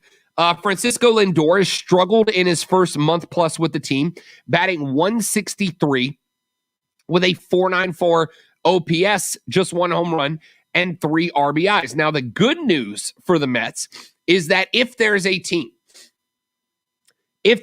I think can fix their issues and make up a lot of ground before the All-Star game, it's probably the Mets. Why? Because their pitching has been phenomenal. A 3.05 ERA for the starters. The rotation will get back Carlos Carrasco sometime in the next couple of weeks. Noah Syndergaard, Thor will make his return probably early June. So they got to weather another 3 weeks, 4, maybe 5 weeks tops before they get Noah Syndergaard back.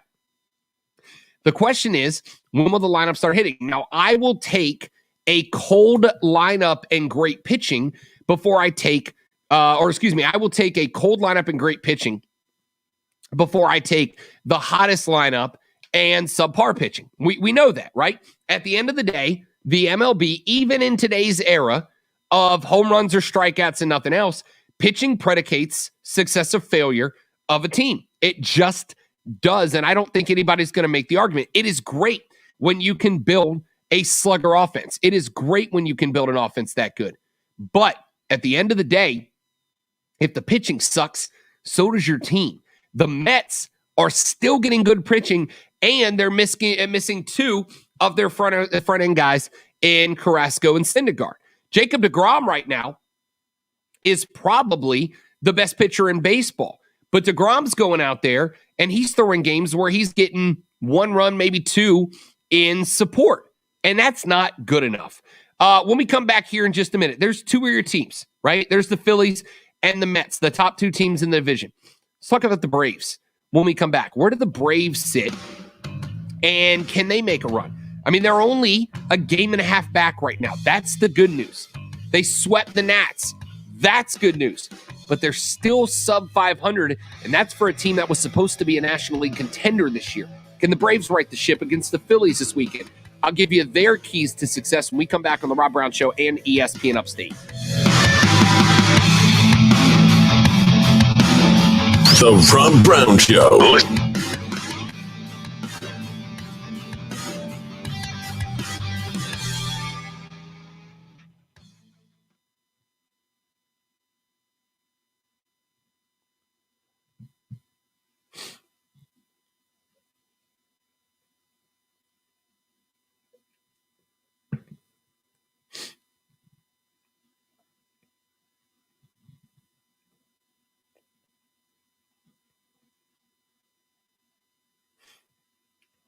Keegan got that fresh fade, boy.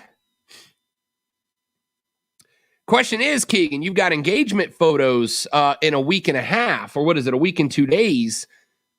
Did you get diced up too early, man? You know, you're not going to look as fresh a week and a day. Or, see, my hair grows really fast, right?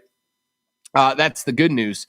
The problem for me is, like, if I've got an event upcoming that I got to look good for, I got to get my hair cut, like, 3 days before at best, because if I get it cut more than 3 days out in advance, I end up in a spot. Where by day number 4, like I'm just a little bit out of line on the ends, right? So if I've got like next Sunday, Keegan's getting photos taken, I will be at Legacy Early College for the Greenville Triumphs first game on ESPN2. I'm getting my lineup probably Friday with Aaron, Friday next week, so that I look good on Sunday when I inevitably find a way to work my way onto the television. Did you get your pictures too early, Keegan? That's the question, man. It's all about timing, big dog. All about timing.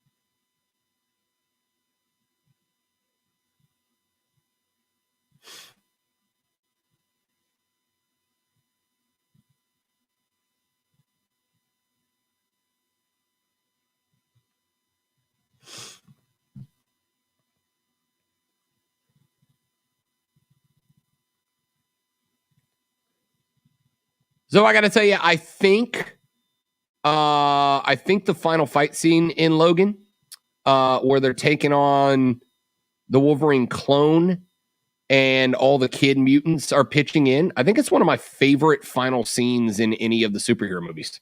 It's definitely very cool. Still, my favorite final scene would be, in Endgame when everybody comes back. Oh yeah, that's. I think that's got to be a for granted 1A, right? Like, I think if you're going to have a conversation about best climactic scenes in a superhero movie, I think the assumption is Endgame is 1. Everybody else is talking about who's number 2. I mentioned earlier about the Phase 4 trailer, and on the Phase 4 trailer, if you watch it, they show crowd reaction in the middle of the trailer, building up to get to, and they show that where Falcon says on your left, and then they're all back coming through the portals. Yeah. It was such a great moment, and a great moment in a theater, in a packed theater, to hear everybody with the same reaction and look around and see everybody with the same look on their face was really, really cool. Yeah. I saw Endgame in theaters midnight the night it dropped, and like, we all have those experiences that you wish you could relive your first time again, right? Like, I wish that I could relive the first time I stepped to the edge of the Grand Canyon. There was just something about it as a human being that absolutely changed the way I looked at the world, in its natural beauty. And I hate to say it because it should not compare, but when Sam said on your left and Black Panther and Shuri and the Kingsguard walked through the portal and you realized what was happening, and when Spider-Man swung in, first off, Spider-Man's entrance was cool, but can we talk about Star-Lord flying in, landing, raising the visor, and spinning the gun into the holster? Like, that was some cowboy John Wayne, Western Clint Eastwood stuff right there. And the theater lost its freaking mind. I wish that I could experience that again. I've got the lady friend watching through the Marvel movies, and I can't wait for her to get to that scene because I know she's gonna break down. But Zoe, I feel bad for her because she will not get to experience that scene in theaters the way that we did when it happened, which was like arguably one of the greatest movie experiences of my life. Unless they re-release by then, which they could, in theaters. Yeah. I mean, I would hope that they do. It would be a great time. Like, we just got to, she's a Black 20 seconds. So we have Black Panther and then Infinity War. And then we're going to skip straight to Endgame, I think. No, then we got Captain Marvel and then straight to Endgame. So it would be really good timing if that. So he says, email Rob Brown at ESPNUpstate.com and we'll put him to the test. This is the Rob Brown Show, local sports talk on ESPN Upstate. Hey, give Stuntman a microphone. What's he doing in there? I got 3 minutes to kill. Get a microphone, Stuntman. You got nothing better to do than talk to me, right? I'm taking this whole segment hostage until Snowman's on a mic. I'll do it. Yep. What are you doing? What's happening, big dog? How are you? Ladies and gentlemen, Stone Man, the world, yes, that one, the Stone Man, joining us on the Rob Brown Show on ESPN Upstate. It is a monumental moment in Rob Brown Show history. How you been, big fella? Good, man. How you been? Well, I came in here to tell Lonzo something, and I just got a phone call from Diesel, and he said he might be a little bit late. He doesn't know yet. He's still got an hour before he gets here. But he seems like he's got some police action outside of his front door, and he can't get out of his house. And I think he's only starting a meth lab or something this afternoon. He's got police action. Was it Diesel caused? Well, see, that's what I thought, too. I thought it was his deal. You caused it, and, so... But that's the reason I'm in here. How are you, man? You good? I'm good, brother. I'm good. I'm glad you're here. I wanted to ask you. We got like a minute to go to break. The NASCAR boys, they've changed up the Darlington package this weekend. Yep. 200 more horsepower, less downforce on the car. These back wheels are going to be getting out. I made the argument earlier that Lonzo, who does not watch NASCAR, needs to watch this weekend because it is going to feel like an old school NASCAR race.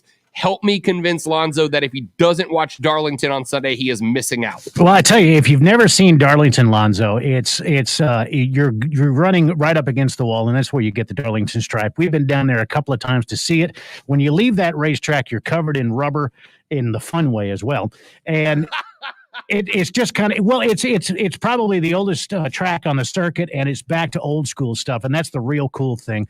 But no, Lonzo, you need to see this thing because, well, is Denny Hamlin going to do it this week, or is Ryan Newman going to win it, or is the Wall going to win? Well, the Wall wins every single time, but it's just who's gonna outbest the Wall and who's got the stronger car. So good times on the way, and Lonzo's giving me the finger like you guys got to go. Stuntman, it's great to talk with you, big guy. Good chat with you too, pal. Talk to you soon, and happy Mother's Day, because we all are mothers in some form. I have been called a mother many times on and off the air. We all have the same last name. True story. My man Stoneman joining us here on the Rob Brown Show on ESPN Upstate. When we come back next hour, I will talk Lonzo into watching NASCAR if it's the last thing I do this week. My name is Rob Brown. He is the great one, Lonzo. We got 1 hour left. It's going to be a good one. Stick around, boys and girls. The Rob Brown Show rolls on. This is ESPN Upstate. ESPN Upstate, WYRD Greenville, WORD Spartanburg, WFBC FM HD3. He thinks it's some lady next door to him that is having kind of an emergency, a medical emergency, but it's just a police car in his way. And I said, dude, just tell him. Ask him to leave. Ask him to move. You got to go to work. Don't you know who they are or who? Just they know the who they are? cops. Yeah, that's the thing. Yeah, he's got a he'll be fine. Well,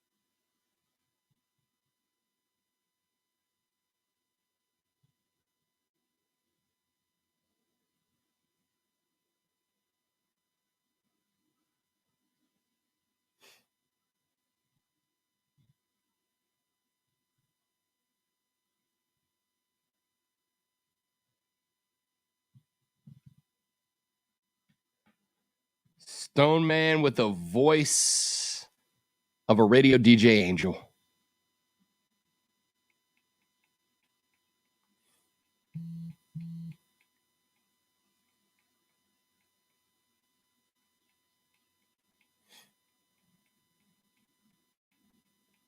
this is why Lonzo had the foresight to train someone ahead of time, and that someone did really well yesterday and maybe called into a lone action today.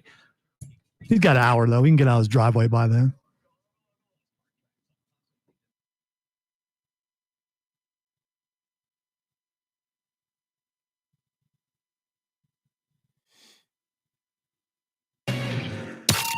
Warning. Man, check this out. You're on official Rob Brown lockdown. Represents being real. Yeah. Real, unfiltered sports talk manufactured locally for the Carolinas. Lockdown! This is the Rob Brown Show. Yeah. Only on ESPN. ESPN Upstate.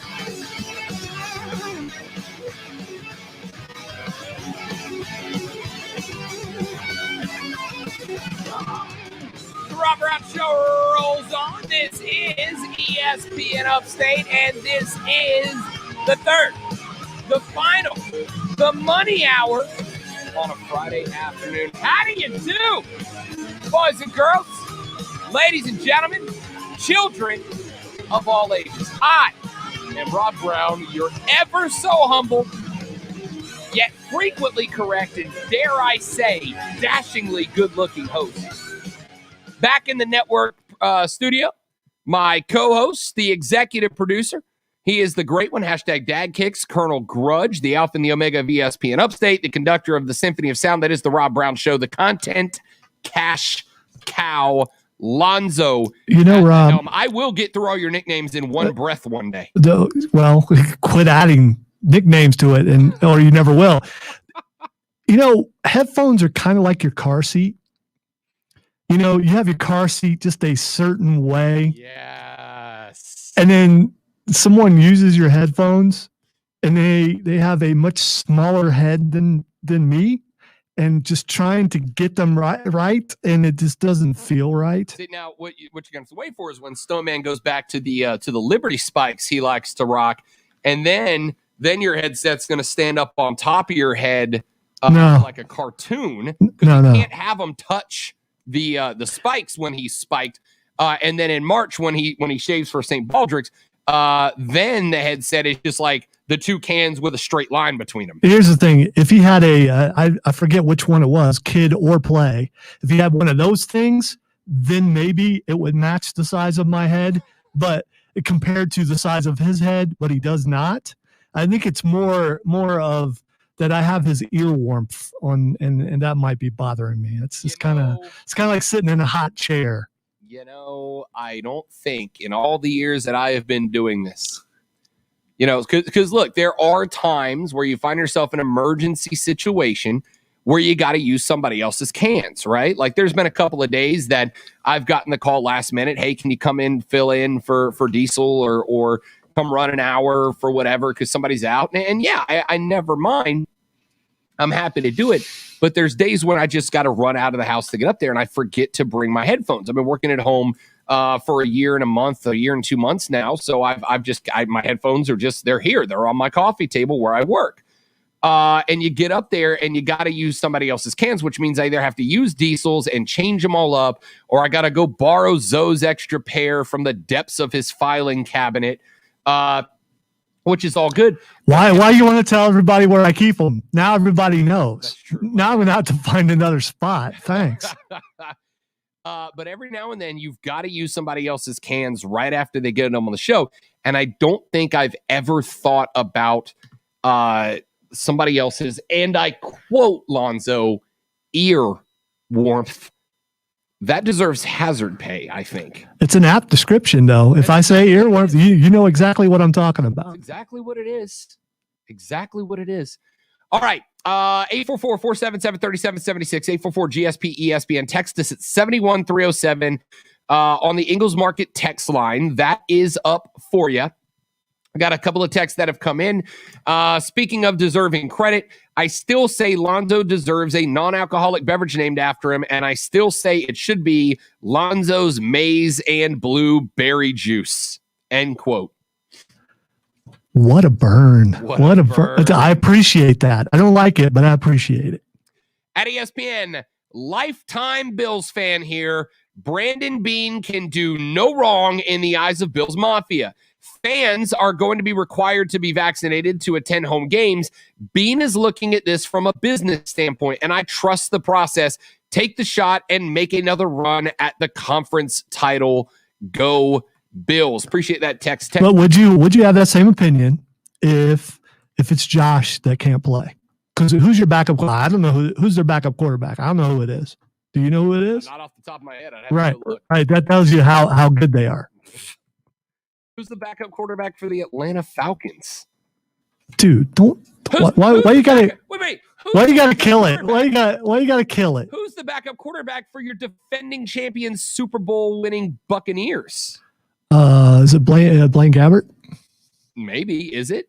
I think maybe. All right, yes, it is. Possibly. You got that one right. But that's only because he signed like 3 days ago. All right. That's the only reason. I might have seen that in a headline or something. Yeah, that's yeah. But the point still stands.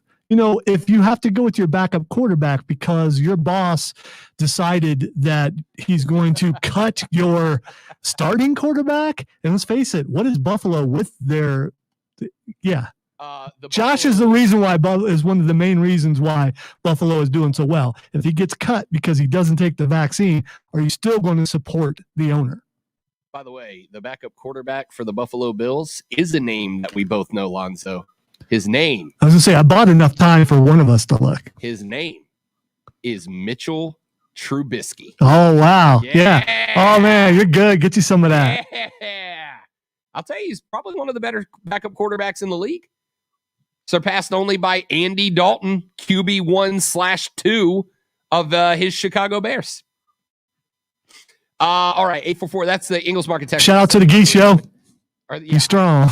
In fairness, I do have the window open today. It's too nice outside. I got the window open so that my entire apartment complex can hear me screaming about the NFL. But the Geese have decided to match my volume today. So I'd say I'm sorry, but it's too nice outside. I can't do it. And yes, to finish up that conversation, because I don't want to do the whole hour on this same topic. But yeah, I mean, look, it is a business decision. And sometimes businesses make decisions that we don't like and we don't agree with. That's all this is. It's a business call. His job is to make the Buffalo Bills win the Super Bowl. That's it. That's it. That's his job. Run the team to win the Super Bowl. And if he feels like cutting folks who won't get the vaccine is the best way to do that, so be it, right? So be it. All right. 844-477-3776 is the number. A couple of other stories that we have been keeping an eye on for you. Oh, I said I was going to talk about the Bravos, and then Stoneman showed up, and obviously Stoneman, one of the kings of radio here in the Upstate. If he's gracious enough to make an appearance on our show, we are going to let him.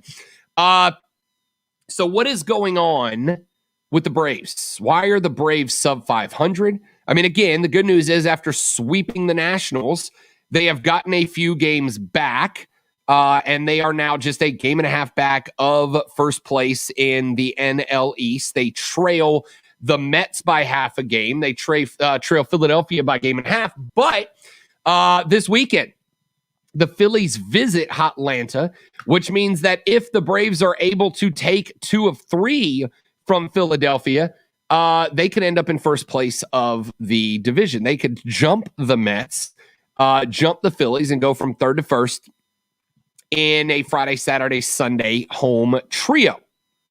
So what is going on with Atlanta? Let's start with a couple of different big things. First and foremost, listen, the rotation, speaking of injuries, has been torn asunder by injuries, all right? Max Fried just made his return after a couple of weeks being out. Had a great matchup with Washington. Mike Soroka. Remember, Soroka went down late in the season last year, and who knows? If the Braves had one more ace, maybe they get past LA last year and make it to the World Series for the first time in forever. Those two guys have both been banged up. Now, Fried is back. Soroka, I actually don't know what the timeline. Freddie Freeman, your reigning National League MVP, is batting .208 right now. Marcell Ozuna, a .570 OPS. Now, those numbers are a little bit better because they both had pretty good series against the Nats. So those numbers are up a touch, but it's not like incredibly impressive. They have struggled.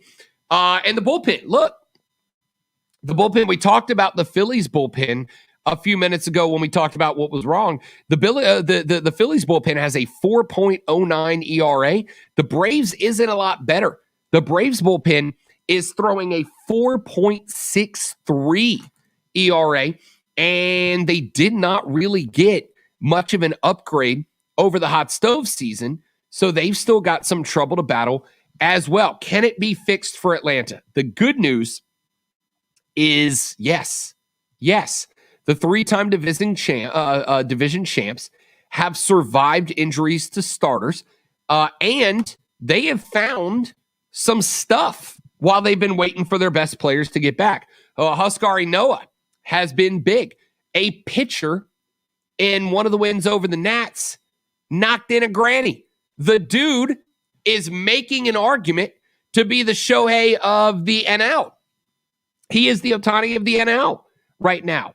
Freddie Freeman, who, by the way, is a free agent after the 2021 season, I suspect we'll get back to form. Ozzie Albies, same situation. Real slow start to the season. But I told you this when we started the season for the Braves, right? I told you the Braves were going to be a team that started slow and came on late. Offensively minded teams do. It takes a while. You can have the best spring training in the world, but it takes a while when the season kicks up and you're traveling and you're in major league ballparks and you're in planes and hotels as much as you are in your own bed. It takes some time for the bats to catch up to the arms. It just does.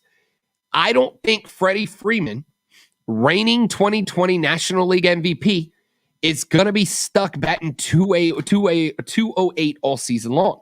That bat will come alive. Again, they always do. Ozzie Albies, Ronald Acuna, who, by the way, has had a few sluggish games, but is certainly an MVP candidate, if not favorite, in the National League so far. They will come around. Once the rotation is healthy, once Mac Fried is fully healthy, and by the way, he looked like it against the Nats. Once Mike Soroka is back and healthy, and that rotation up front is what it's supposed to be. Once the bats of Ozuna and Albies and Freeman catch up, this Braves team's going to be good. I have panicked a couple of times. Look, we're closing in. We're closing in on 35 games played, right? We're almost 35 games played. Every time we bring up baseball, Zoe likes to ask me the same question. How many games are there? What percent of the season are we through right now? Well, the Bravos are coming up on 35 games played. That's about 15% of the season, all right? 15% of the season. If you were in the NFL and you started the season 0-3, which is about 15% of your season, right? You started 0-3. You know what happens to teams in the NFL that start their season 0-3? They do not go back to they don't go to the playoffs. They don't go to the playoffs. All right. Now, baseball, it's obviously a little different because you've got, you go on a streak of 15 games won. You take 15 out of 18 at any given point. That can fix it. You go back to 500 just like that. Now you're in good spot. But you got to hit the All-Star break on the ground running, and you got to come out of the break hot. If the Braves rotation does that and the Braves bats keep up, I still think Atlanta is the favorite in the NL East. But you got to hope the Phillies back end stays bad. You got to hope their pen stays bad. You got to hope their bats are going to heat up too. There's no doubt about it. All right. The Phillies bats are going to warm up just like the Braves will. McCutchen is not going to bat 191 all year. Bohm is not going to go 588 OPS all year. It's not going to happen. But if their bullpen keeps throwing a 7.06 ERA and now a 4.9 ERA and falls apart late in the season like they did last year, you might have a chance. You might have a shot. But you will need to get your pen acting better. You'll need to be in the market when it happens. And you better hope the front-end rotation can stay healthy. Injuries have been a plague for Atlanta. They can get through that, come out the other end healthy, they're going to be just fine. 844-477-3776. Braves fans, I want your thoughts. 71307, 71307. Real quick before we bail out, we do have a Marlins fan in the crowd, ladies and gentlemen. Hurricane Jeff has texted into the program. Jeff says, what is your opinion about how the Marlins are doing and their chances for a repeat playoff entry? I don't hate the Marlins. I think you guys kind of had a magic run last year. You were picked to be last in the division this year for a reason. I don't consider the Marlins a punching bag. Sixto Sanchez has been missed with that shoulder. Can they turn it around? I think they have it in them to be a wild card picture kind of team. Now, problem the Marlins have that the Braves and Phillies don't. Can you tell it's, by the way, Lonzo, can you hear that it's yard work day here at the complex? Can they turn it around? I don't think you have the depth, all right? You would need a couple of guys to have remarkable seasons. Jazz, you would need Trevor Rogers to have remarkable seasons. Both of them have been pretty good. Chisholm Jr., 926 OPS. He's got 7 steals so far through 30-ish games. Trevor Rogers, a 1.91 ERA, 44 strikeouts through 33 innings. They have been very good. The problem that you have that the Braves and Phillies don't is that when the Braves and Phillies are losing guys, they've got depth. Maybe not all-stars stepping in, but they've got depth. The Braves have taken advantage of that. If the Marlins have any injuries at all, you're in trouble, right? So you have got to be one of the healthiest teams in baseball because there's nowhere to go if Chisholm gets busted up. Your rotation has even less depth than Atlanta's right now, and Atlanta's has a disappointing lack of it. So there you go, Jeff. Hope that answers your question. 844-GSP-ESPN.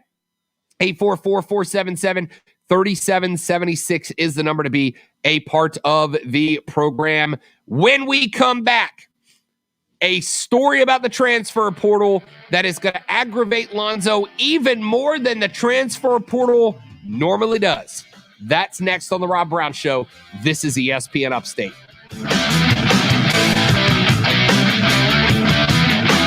The Rob Brown Show. Listen on your computer and tablet at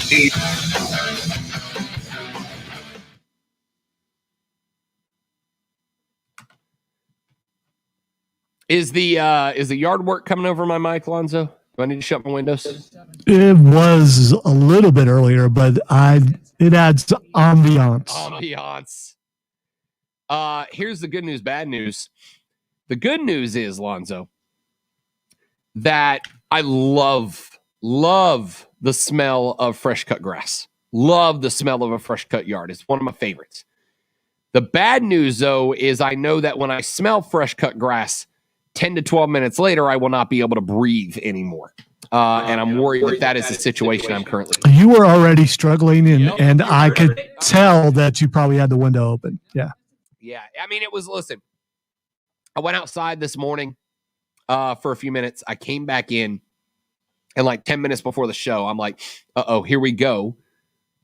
This is going to get interesting. And that's exactly what's happened. Speaking of, where's my Afrin bottle? Where's my Afrin? Oh, there it is. So I knew it was coming. And then they decided to start cutting the grass. I figured since I was already stuffed up before the show started, I might as well take advantage to have the windows open and enjoy the weather today. Pardon me while I shoot my Afrin.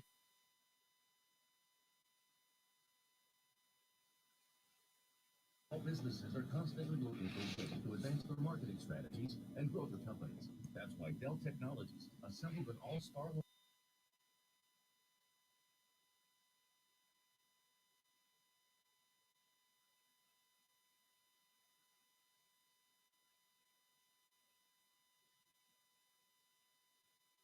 So how many years of emails do you keep before you start deleting?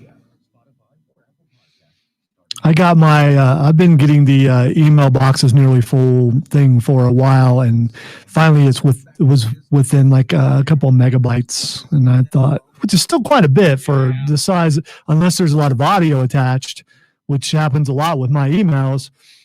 So I've been hitting the delete button nearly the entire show, and I got it to this year.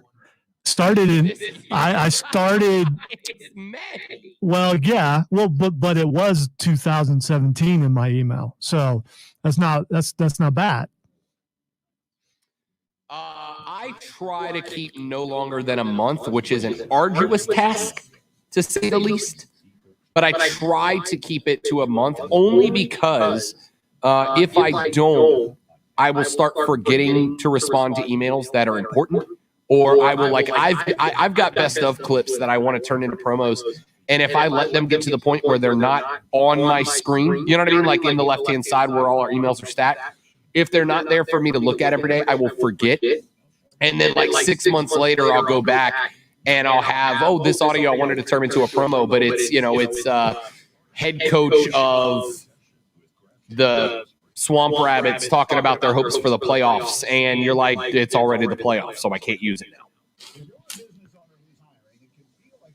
Which, speaking of, we'll get Trusty on to talk Rabbits hockey with us next week. They were too busy this week because they had a homestand last weekend and then a 7-game roadie, which sounds terrible. 30 seconds.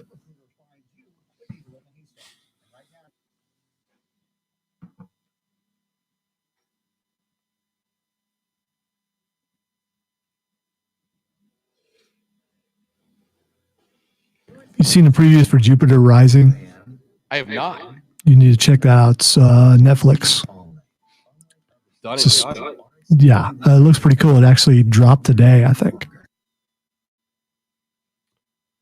I've got Bad Batch. Opinions wanted. Well, opinions are like what we say. Everybody has one. Call 844-GSP-ESPN. Local sports talk on the Rob Brown Show on ESPN Upstate. The Rob Brown Show back on your radio, ladies and gentlemen. This is ESPN Upstate, 97.7 FM Greenville, 97.1 FM for Spartanburg, all around the world on the radio.com app. We do want to remind you that we are in the midst of taking nominations for our senior spotlight, our salute to seniors this year. And we're doing it a little bit differently this year. We are looking for high school administrators, teachers, parents, and classmates to nominate your high school seniors for our salute to seniors.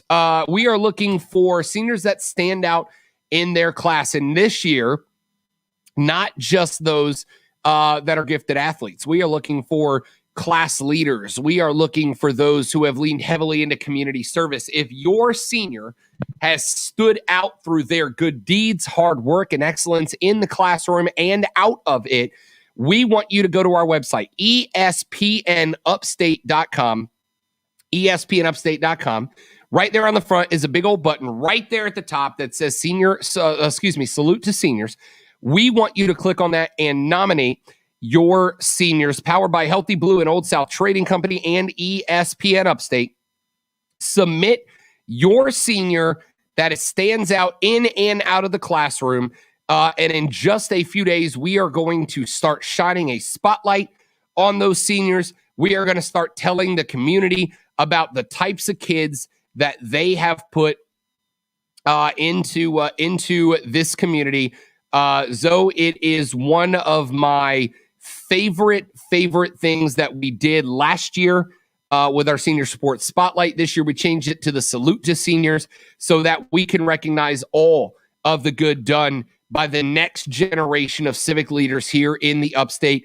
And I am very, very excited. We had some incredibly impressive kids last year, and this year it will be an even bigger crop, I have no doubt. Oh, we absolutely did. I'm looking forward to hearing some of these stories and getting to meet some of these kids, because last year was very, very cool in a really bad situation. Getting to meet all those kids, and can't wait for this year. So make sure you get your nominations in so you can hear, a kid or maybe your own child on the air talking about their experience. Yeah, it's an awesome thing. We are so proud to be able to bring this to the air. We thank our friends at Healthy Blue and Old South Trading Company for helping us get this on. Go to espnupstate.com, espnupstate.com to nominate your graduating senior from the class of 2021 for our salute to seniors, so we can introduce them and all their good hard work to the folks of the Upstate. Wanted to throw this one out there. Lonzo. This is one of my favorite stories, and it just came to an end. In a very disappointing way, but one that I love anyway. Last weekend, a guy on Twitter by the name Buck Army, at Buck Army on Twitter. He is a YouTube influencer, which I hate, except when influencers use their power for good. So for the older people in the audience, such as myself, what is an influencer, Rob? Because, I may be I'm not quite sure what makes someone an influencer. An influencer in the modern age is somebody who utilizes social media to grow a large audience and then basically lives their life in a way that will influence others to model it. And that can be good, bad, or ugly, right? It's like a Kardashian. Yes, unfortunately, would be considered an influencer. Okay. But there are also very good influencers. There are people who run lifestyle channels that help you. What's her name? What is the lady who got super Marie something? She got super famous because she had a Netflix show last year where she taught you how to organize your life. And her whole thing was like, if it doesn't spark joy, throw it out. Marie. Oh, what is her name? Marie Cleaning Lady? Spark Joy. I'm Googling this live as we go. Marie Kondo. That was her name. So she got her start because she did this online and she was an influencer. And then they gave her own show, right? Influencers can be good. Anyway, Buck Army is an influencer on YouTube. He's got like 45,000 subscribers to his YouTube channel. Well, his roommate went on a date and he took a young lady to an Arizona Diamondbacks game a couple of, I guess about a week and a half ago. So, went to an Arizona Diamondbacks game and he sent a tweet. They were playing the Colorado Rockies. He sent a tweet to the Arizona Diamondbacks that said, "Hey, Diamondbacks, my roommate is on a date 6 rows above home plate. Any chance we could tell the cameraman to zoom out a bit so I can see how it's going?" Well, there was a back and forth between he and the Diamondbacks and the Bally Sports Network where they were basically trying to track down this guy's date. He sent them another tweet where he said, "My roommate's wearing a red shirt. The date is wearing a green tank top. Could we get you to find them and show them on TV so I can see it?" Well, the Diamondbacks got in touch with the camera operators from Bally Sports who were broadcasting the game, Lonzo. They swept the stadium. They found our lovebirds who were on just their second date.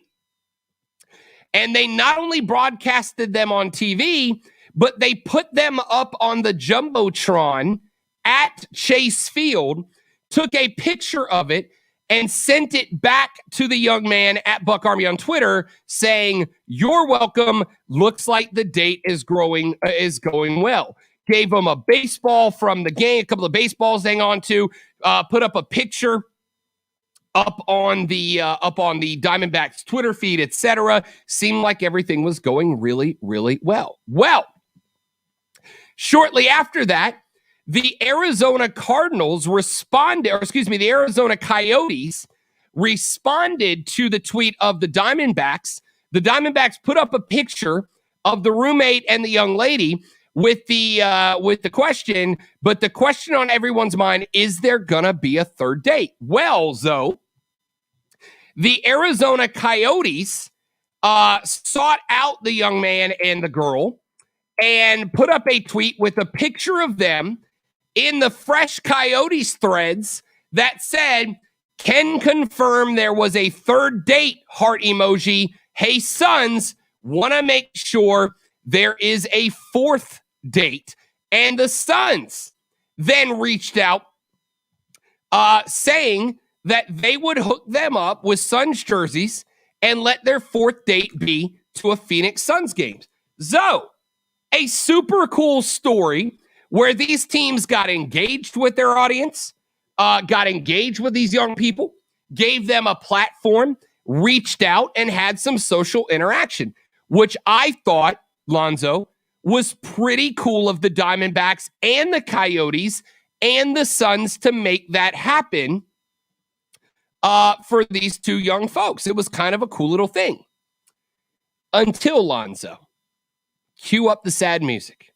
Until the young man who goes by at MBoneHD on Twitter, responded to it all and said, "Twitter, I'm sorry, there is no fourth date. Sometimes you can meet the right person at the wrong time. At the end of the day, I just want her to be happy. To all the Arizona sports fans, you rock and have a fan for life. I'll never forget the incredibly kind gesture. End quote. Lonzo, love is dead.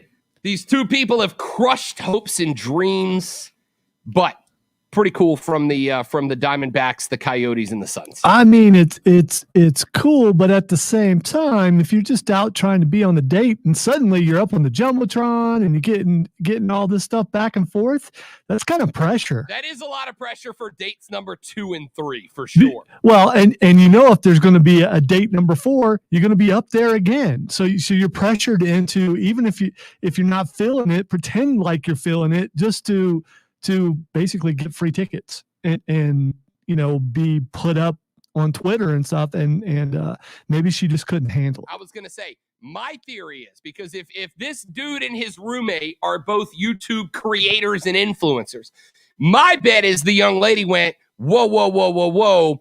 I'm not trying to be up on every jumbotron in the great state of Arizona, right? This is just too much. I'm out.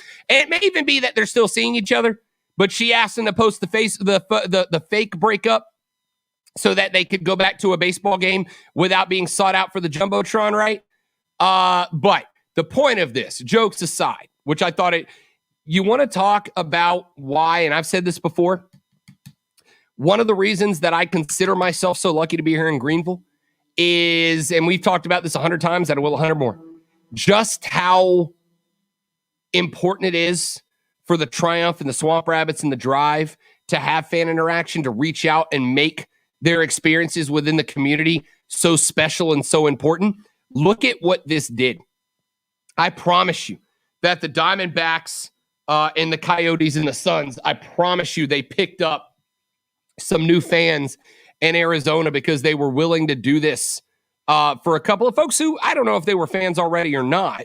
Doesn't sound like they were, considering this dude said you now have a fan for life. But it is incredibly important that your team have fan outreach. And that's why I love that Matt Rhule is making all of these moves to go out there and interact and talk on a national level to Panthers fans everywhere. I love that they are doing that. That's the kind of stuff that builds fan bases that care and build a foundation for the success of your team. Quick break. Back after this, one more segment, and then it's Twitter trending topics to call it a day on the Rob Brown Show and ESPN Upstate.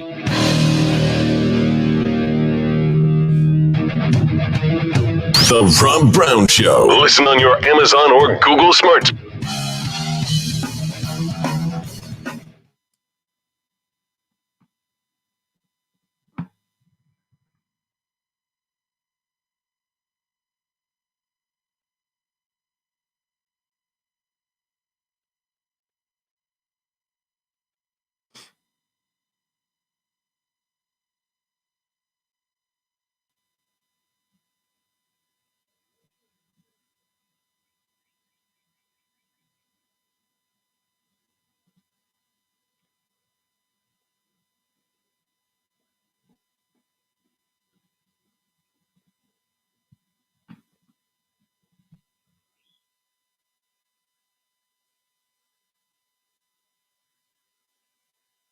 My favorite thing about this stream later, guys, is going to be go back and watch the faces that I make when I sneeze, when I can't get myself off camera before.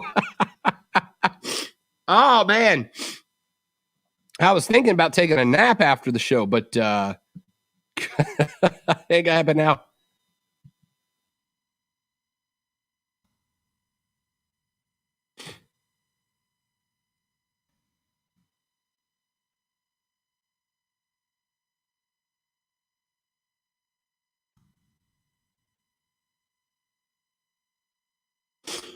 So no Diesel yet. You still got time though. I did look out the window while I was looking for his car and saw two geese of Goslings, I believe is what they're called. Yeah, Goslings, like Ryan. Yeah, or like Gosling from was it Darkwing Duck? Get dangerous. Launchpad and the Quack. All-time theme song, by the way. I agree. If you're in trouble, you can call DW. Darkwing Duck. Let's get dangerous. Zoe, can we start a new segment called From Rob's Window? It sounded like he called in a bomber to wipe out the geese. Yeah, that last one, I was trying to figure out what that was, and you did wince a little bit. I think it might have been a big truck or something, I'm guessing. But So if you look out my window, let me see if I can pull this off. I'll even give you guys a come to my window. I'll even give you guys a look out at the what I see outside the window so you can see what I'm talking about.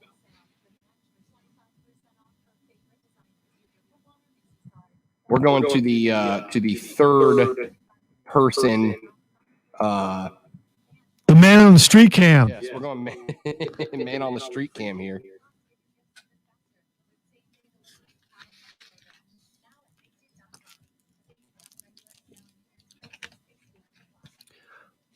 Expedience is not one of, Rob's great. Well, anyway. Well, I got to go through like a whole link to get my phone set up. No, I got you. I mean, it's not. You're absolutely right. But I still. You got a minute and a half. Although you can do it while you're live on the air. Let me turn the audio down here. Let me turn my mic off here. All right. So here's third person. This is the man on the street cam. Oh, look! Look, Mark. I'm in an Avengers movie. Zoe, you ready for this? Cool. Struggle. Anyway. So I don't know if it'll focus up, but that's the view. So I have mixing board equipment here and all the extra radio equipment's over there. Here are my two Christmas cactuses. That is my elephant ear, and then I've got my snake plant over there. But you can see, well, if I can white balance it. All right, so that building right there, that's the building that's higher than mine. So you could see a dead goof if I murdered them on top of my roof. Straight up here, and then right on the other side of that building is Wade Hampton. Right. I've been thinking about your problem. A grappling hook would work. So I can't listen. I can't Batman my way into murdering geese. No. You grapple the goose itself, then you can pull it off the roof. And also, use a bow that people use for fishing. It will have fishing. Yeah, there we go. The other problem I bump into here, Zoe. And yes, I do have, for the person who just texted me, I do have Mardi Gras Christmas lights that I put up for Mardi Gras and then just decided to leave them up as decoration. Anyway, Wade Hampton's on the other side of that building. So text us anytime at 71307. Use keyword ESPN followed by your comment. Local sports talk on the Rob Brown Show on ESPN Upstate. For those of you on the stream, you just got a tour of the Casa de Love. We had a texter that texted in and said, "Hey, Zoe, can we start a new segment called From Rob's Window?" It sounded like he called in a bomber to wipe out the geese. First off, if I had access to a geese annihilating bomber, it would have been done a year ago. All right. Calling the drones, man. Come on. Yeah. If I had equipment to weapons that I could get away with murdering geese without getting caught, I would do it. But the sound that you heard right outside my window, there's another apartment building about, 35, 40 yards away. And then on the other side of that building, about another 50 yards away, 60 yards away, is Wade Hampton Boulevard. And every now, it's not a main thoroughfare, but every now and then, like a big semi will go through or an ambulance will come through, ripping sirens, whatever. And you can hear it like they're driving through my apartment. So I should have the windows closed. But I don't because I don't want to. So, it is what it is. Rob, are you in solitary confinement? Keegan, I've been in solitary confinement for a year and 2 months now. You're not new to the show. I've been in solitary confinement here at the Casa de Love for a year and 2 months at this point. This isn't new information, man. Oh. All right, 844-477-3776, 844-GSP-ESPN. Text us at 71307. A transfer portal story that is going to aggravate Lonzo even more than the transfer portal already does. Former Ohio State wide receiver Jameson Williams announced earlier this week that he has plans to transfer, Lonzo. The junior would be immediately eligible to play after the NCAA voted last month to allow players to transfer one time without having to sit out a year of competition. The former four-star prospect played in every game for the Buckeyes the past 2 seasons, including last season's national championship loss to Alabama.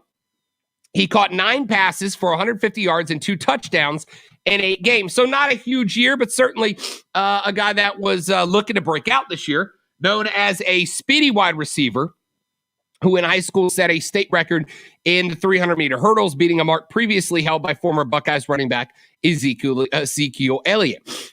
He has decided to transfer, Lonzo, after being a part of the national championship loss to Alabama.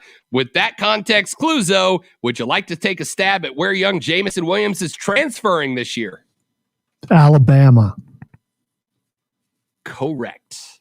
He is on his way to become a member of the Alabama Crimson Tide, ladies and gentlemen. He will be the newest member of Alabama. They lost Heisman Trophy winner Devontae Smith. They lost Jalen Waddle, both first-round picks in the draft. The only returning receiver this year with more than 3 starts is John Mechie III. So he just pulled a KD. Hey, baby, if you can't beat him, what do you do, Lonzo? I guess you join him. You join him. If you can't beat him, join him. So Jamison Williams moves on over and heads into the University of Alabama to be the newest member of the Crimson Tide. I don't have anything to say, Zoe. I'm just going to turn off my mic and let you run with it. Well, listen. I'm not going to get mad about this because there may be other circumstances. It could be the fact that he may be from the area. I don't know where he's from. Do you know where he's from? I don't know where he's from. And if he is from the area, then it makes sense that he'd want to go home. The other thing is, who knows? Maybe he looked at the quarterback that's taking over for Ohio State and went, nope, I'm out. I don't know. There's just a lot of things, but I'm not going to get angry about this anymore. It's free agency. He went to what he considers to be a better team. Good for him. So is it a step up, or is it kind of a lateral move? I don't mean to be offensive here, Zoe, but yeah, Alabama is the top step right now. Right now, it might change, but it is the top step. They don't win the national championship every year though. Just every other year, it would seem like, but they don't win it every year. So, and it really would suck for him if he went there and it's one of the worst years that Alabama has had in a very long time, and Ohio State has a killer season. Because it very well could happen.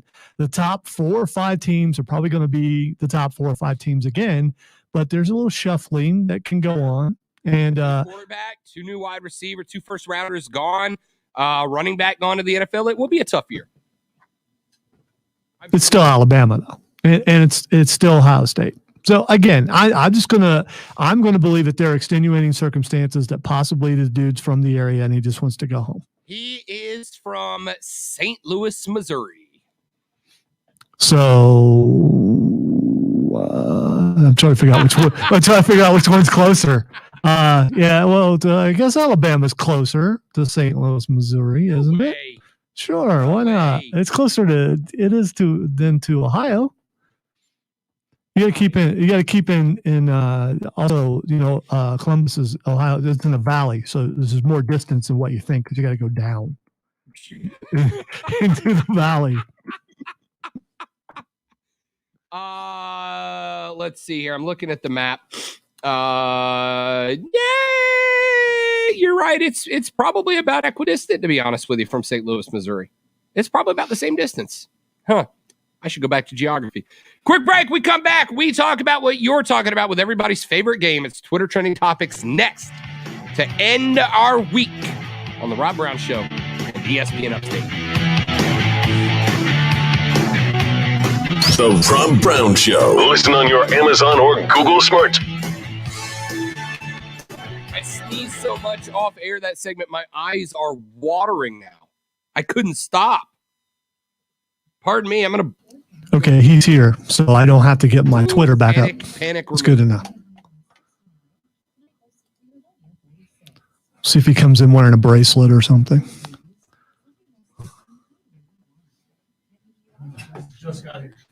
I saw. Police incident. Stone. I was gonna say Stoneman came in.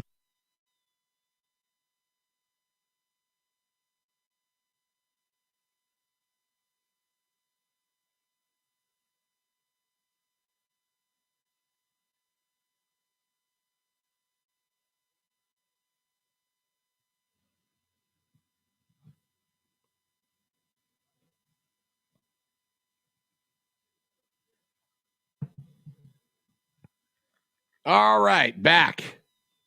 Adios, Lonzo. Bienvenue, Diesel.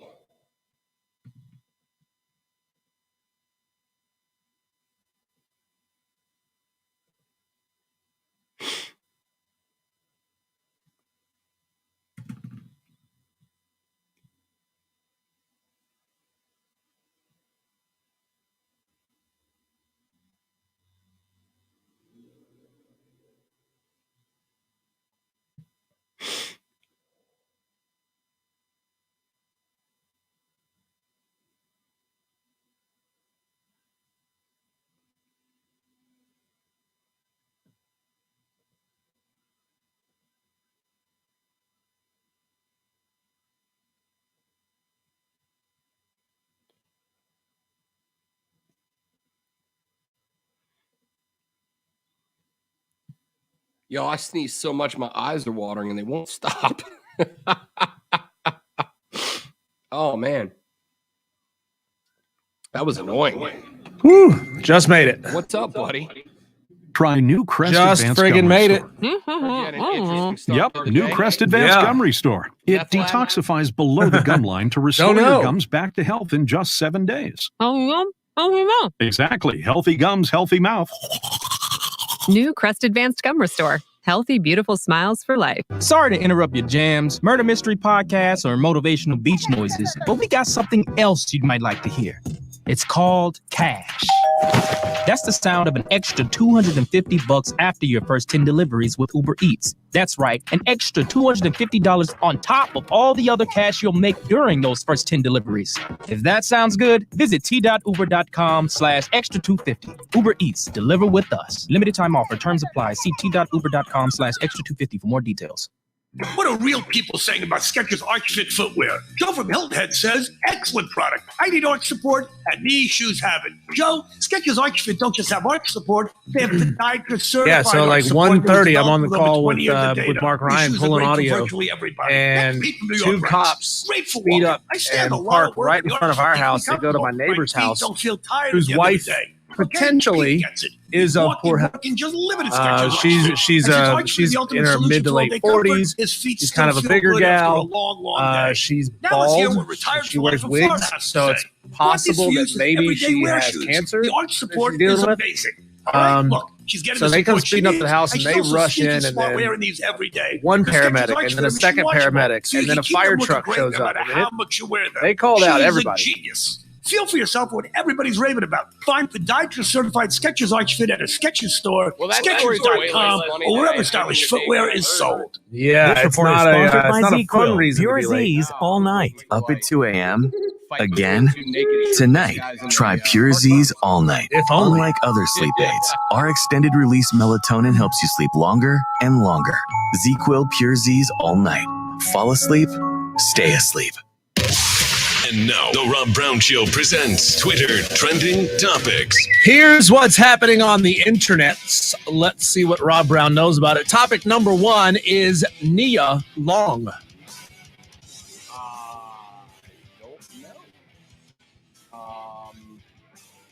Nia Long. She was on Fresh Prince. She was on the Fresh Prince. She was one of the ladies that dated Will on the Fresh Prince. She's trending because at age 50, she's still a smoke show. Oh, that was Lisa from Fresh Prince. There you go. Oh, Lisa was a smoke show. There's side-by-side photos of her at age 25 and age 50, and she looks like she's barely aged. Bro, yeah. Lisa still got it. Lisa still got it. Lisa, she was in Friday too, wasn't she? Yes, she She was. was in Friday. That's right. She was the love interest, yes, wasn't she? Yes, I think like her first appearance was when she went jogging in front of who was it? Smoke's house. Yes, while they were working out. Chris Tucker. Dude, she still got good for her, man. Good for her. All right, so we make the show a little less creepy. Let's move on to Botchamania. Diesel, you're here. I mean, Botchamania is here's the site where here's the time where Diesel gets to go off. Botchamania is a there's a guy who takes you might enjoy this Diesel. Hey, the one getting it out of the way early. Botchamania is a YouTube channel where there's a guy who takes all the mistakes and screw ups from all the different wrestling shows, and he compiles them into like a 13 to 17 minute show that he does every week. And it spots where like folks mess up and like they're trying to hit the table and they miss and hit the floor, or they're calling out what they're going to do loud enough. It's just the funny side. It's like a blooper reel for wrestling is what it is.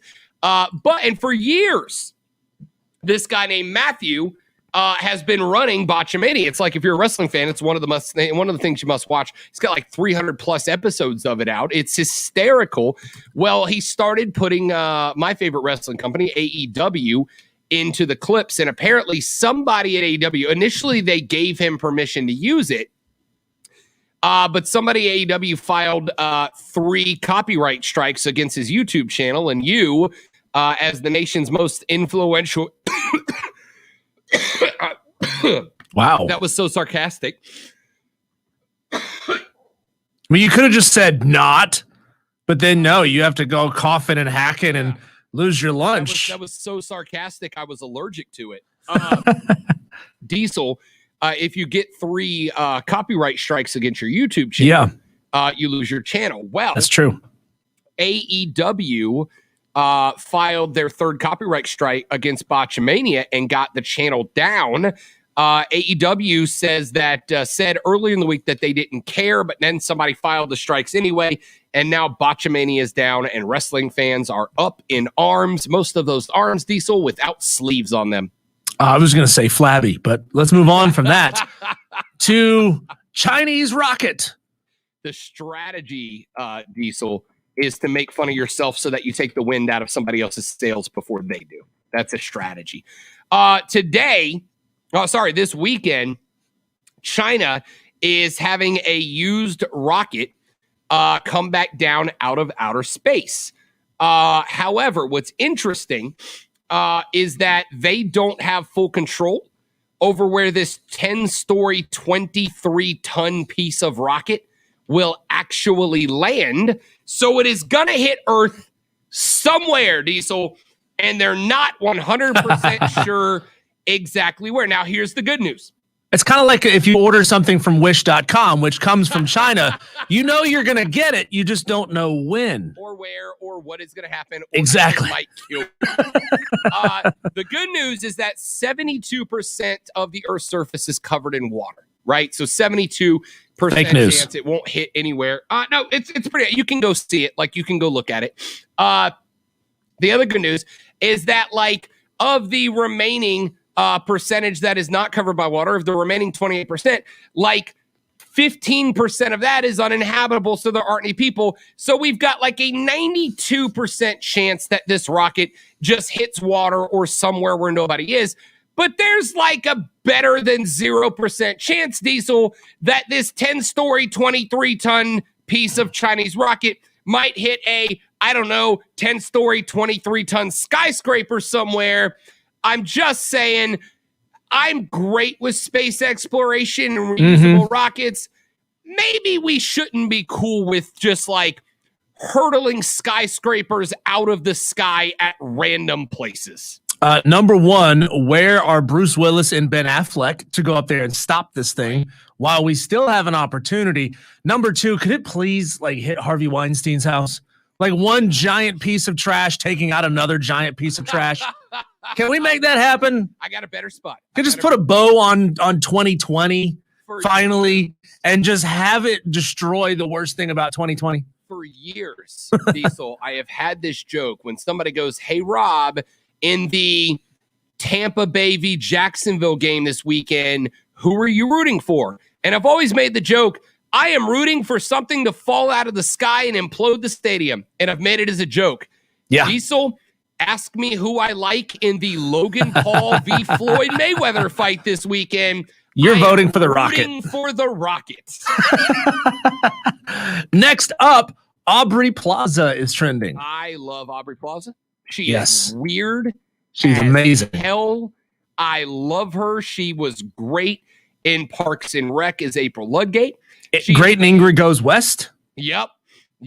Check and that one out. If you haven't seen the remake of Child's Play, Diesel, she was the mom in the new Child's Play movie. Really? She was. Didn't see it. She is an absolute phenomenal person. She's like got that weird chick vibe, Diesel, that I totally go for. All right. I love Audrey Plaza, and she, ladies and gentlemen, is off the market. She got Rob Brown missed this shot. Audrey Plaza is off the market. Sorry, brah. It's all good. I am happy for her. She and her husband apparently have worked on some projects together and go good together. Very, very happy for her. Another good one gone. Last topic, Jimmy Carter is trending. Jimmy Carter, I don't care if he did another excellent thing for mankind, as Jimmy Carter is one to do. Have you seen the photo of Jimmy Carter and the Bidens? I have seen the photo. It's incredible. They used a wide-angle lens, so the Bidens look like giants and the Carters look like hobbits, and somebody photoshopped it in front of Frodo. It's called forced perspective. It is. Well, they used the wide-angle lens, so like the 5 outside, seconds. blah, blah, blah. Anyway, see you on Monday on the Rob Brown Show at ESPN Upstate. Later! ESPN Upstate, WYRD Greenville, WORD Spartanburg, WF.